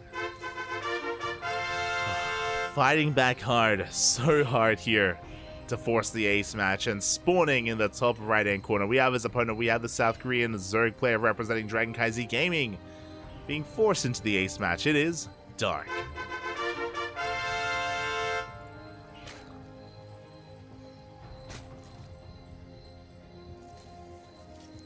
Ugh.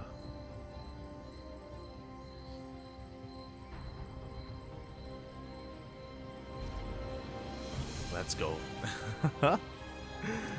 Let us go as Dark. Oh my god. For the first time this entire series, we're going gas first.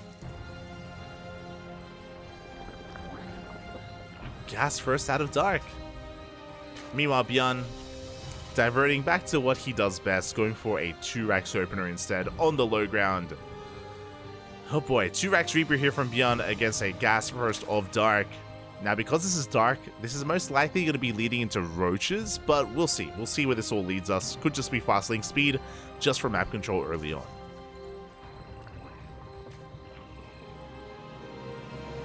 Here we go.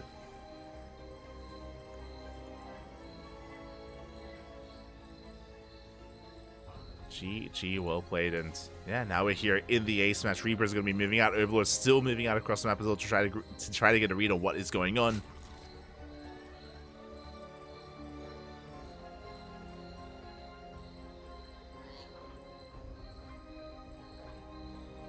And again, I'm really curious to see what we use with this gas. We do get link speed. We stay in gas as well.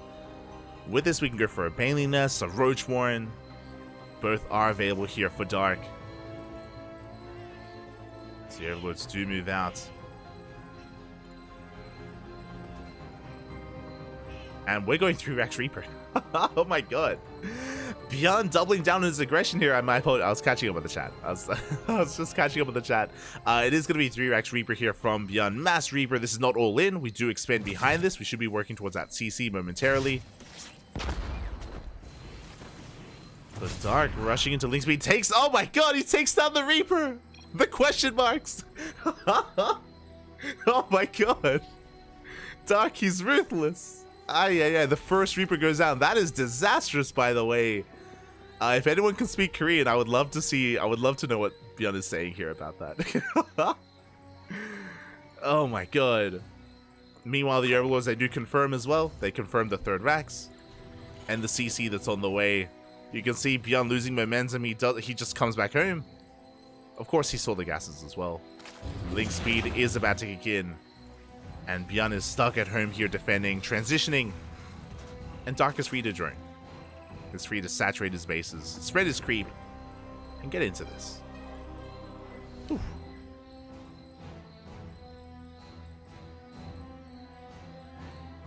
Here we go.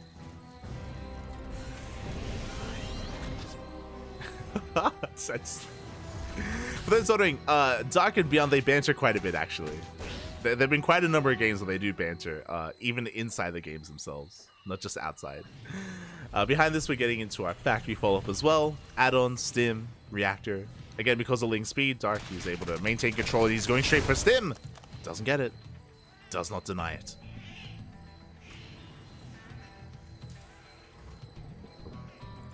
As behind this, Dark is making use of that gas. I was curious because we've been banking up so much gas and we are going for a Roach Warren. Roach Warren is on the way. Lings are vying for map control. Joining up behind this. And yeah, Beyond, he's just stuck at home. He's just being contained. Stuck at home on 2 bases. 3rd base being taken.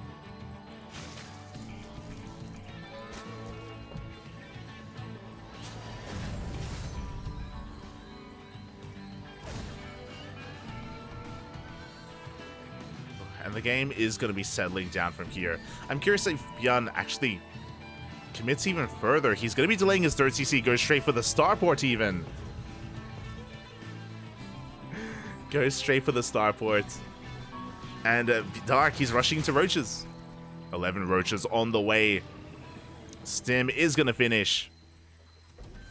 And Dark is doubling down. He's cutting workers here at 36. He has the 3rd base, yes, but only for Larva. And Dark, he's sending everything across the map. Ravagers being morphed in.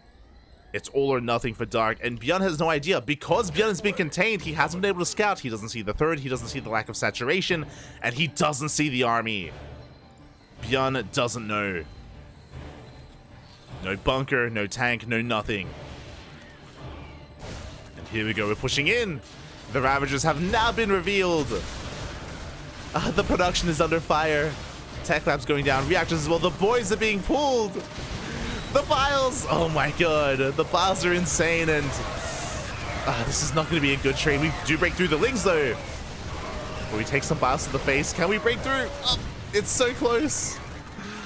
We barely don't get on top of the Ravagers. Add-ons going down. Depots as well. Tank is on the way, but the factory's on the low ground. Not like this. Oh my god, we pile down the Raxes. Boys are being pulled once again. We get on top of one Ravager. The Biles. Hey, oh my god, we dodged the Biles. The boys once again getting on top of this. Another Ravager goes down. And another, we're down to 5.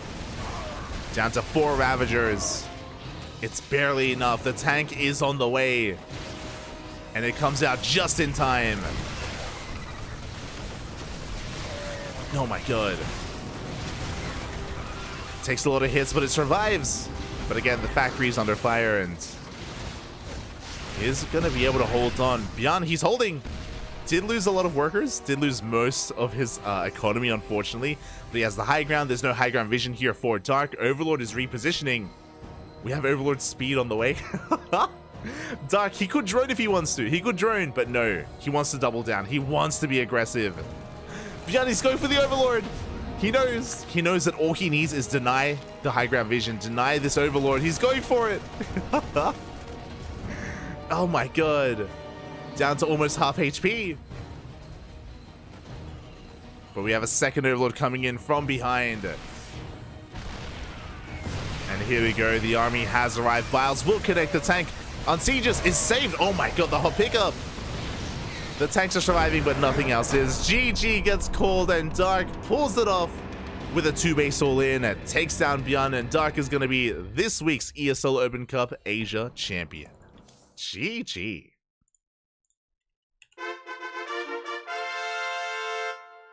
GG, well played. Congratulations to Dark for taking it in the end here. I'm curious, for those wondering, this is the LE version. This is the LE version, not the ESL version when it comes to what happened to that Reaper. And that was huge. That was huge, of course, for Beyond to lose map control. I mean, to be fair, with link speed coming into play, Beyond would have been forced back regardless, I imagine. And it would have been so difficult for Beyond to recover from there. Or to actually get a read on what was going on, to get a read on the all-in.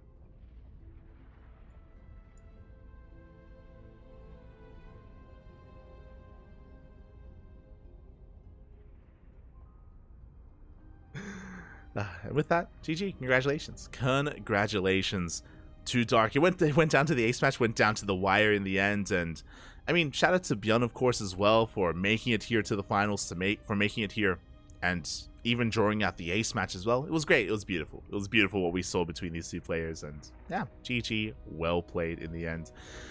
Oh, and that wraps up ESL Open Cup Asia for now. If you're unsatiated, if you want some more StarCraft, if you want some more StarCraft action, ESL Open Cup Europe is in a couple of hours. Let me just double check. Europe is in 4 hours and 25 minutes. We won't be covering it, but I'm sure Wardy or Steadfast or some of the other community casters will be all over that, so they got you covered with the European version of this tournament. We typically don't stay up for that. I'm incredibly tired. I don't know if you can hear me slurring my words in the finals, but like it's been a long day. I made the mistake of like streaming for 6 hours earlier. That was probably not the best move. And it's been a really intense month of StarCraft, covering ESL Masters Winter and WTL. There's been a lot of casting going on here, and thankfully things are going to calm down a little bit. ESL Masters Winter has wrapped up, so instead of casting like 3 events in a day, it's down to like 2. So manageable. It's all good. So yeah, we're going to be able to just ease our way into the rest of this month and eventually ramp up again for DreamHack Atlanta and Home Story Cup. Home Story Cup is around the corner. We may be a part of that as well. We'll see. I did reach out to Take, and we'll find out if there's going to be a side stream available. If so, then we're going to be all over that. Otherwise, Home Story Cup is also around the corner. also right around the corner. When it comes to more action happening here on the CranKy Ducklings, we should be live in how many hours? 12 hours? 11 hours? In 11 hours time, we're going to be live with ESL Open Cup Americas, the Americas variation of the, or the Americas, yeah, variation of this tournament. We should be live here on the CranKy Ducklings. We're also going to be doing a GSL replay cast in just under 24 hours on this channel as well. We're going to be covering the round of 8 of GSL, so plenty of StarCraft going on. We have Kung Fu Cup, World Team League. We have a show match on Thursday, Honmono versus Miyamaika, best of 19. Crazy.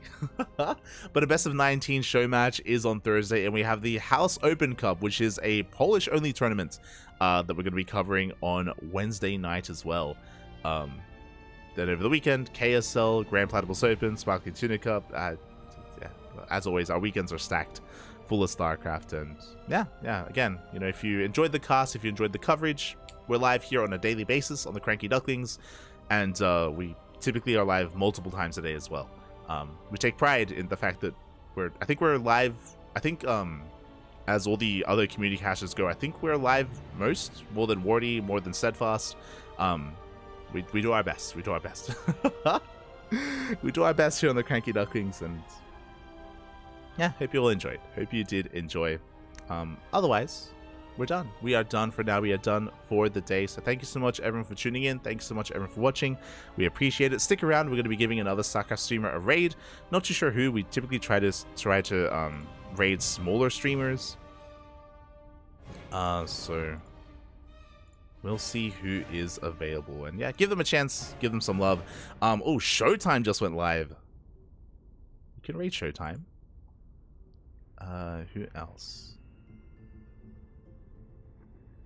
I'm just gonna do a quick scan here, but yeah, stick around, give them a chance. Whoever we do decide to raid, I'm sure there's gonna be a lot of great content available for you. And yeah, with that, thank you so much for watching. You can follow us on all the social media: Twitter, Facebook, Instagram. We're on YouTube. We're on Discord.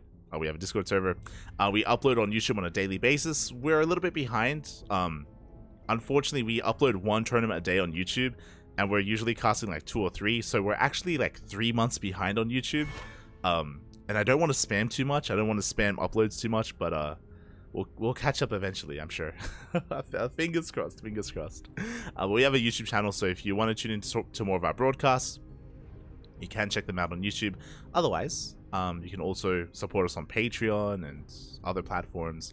Yeah, with that, thank you so much. Thank you so much for watching. Thanks so much for tuning in. We're done for tonight, and we'll see you guys tomorrow for ESL Open Cup Americas. Until then, thank you for watching. Hasta luego.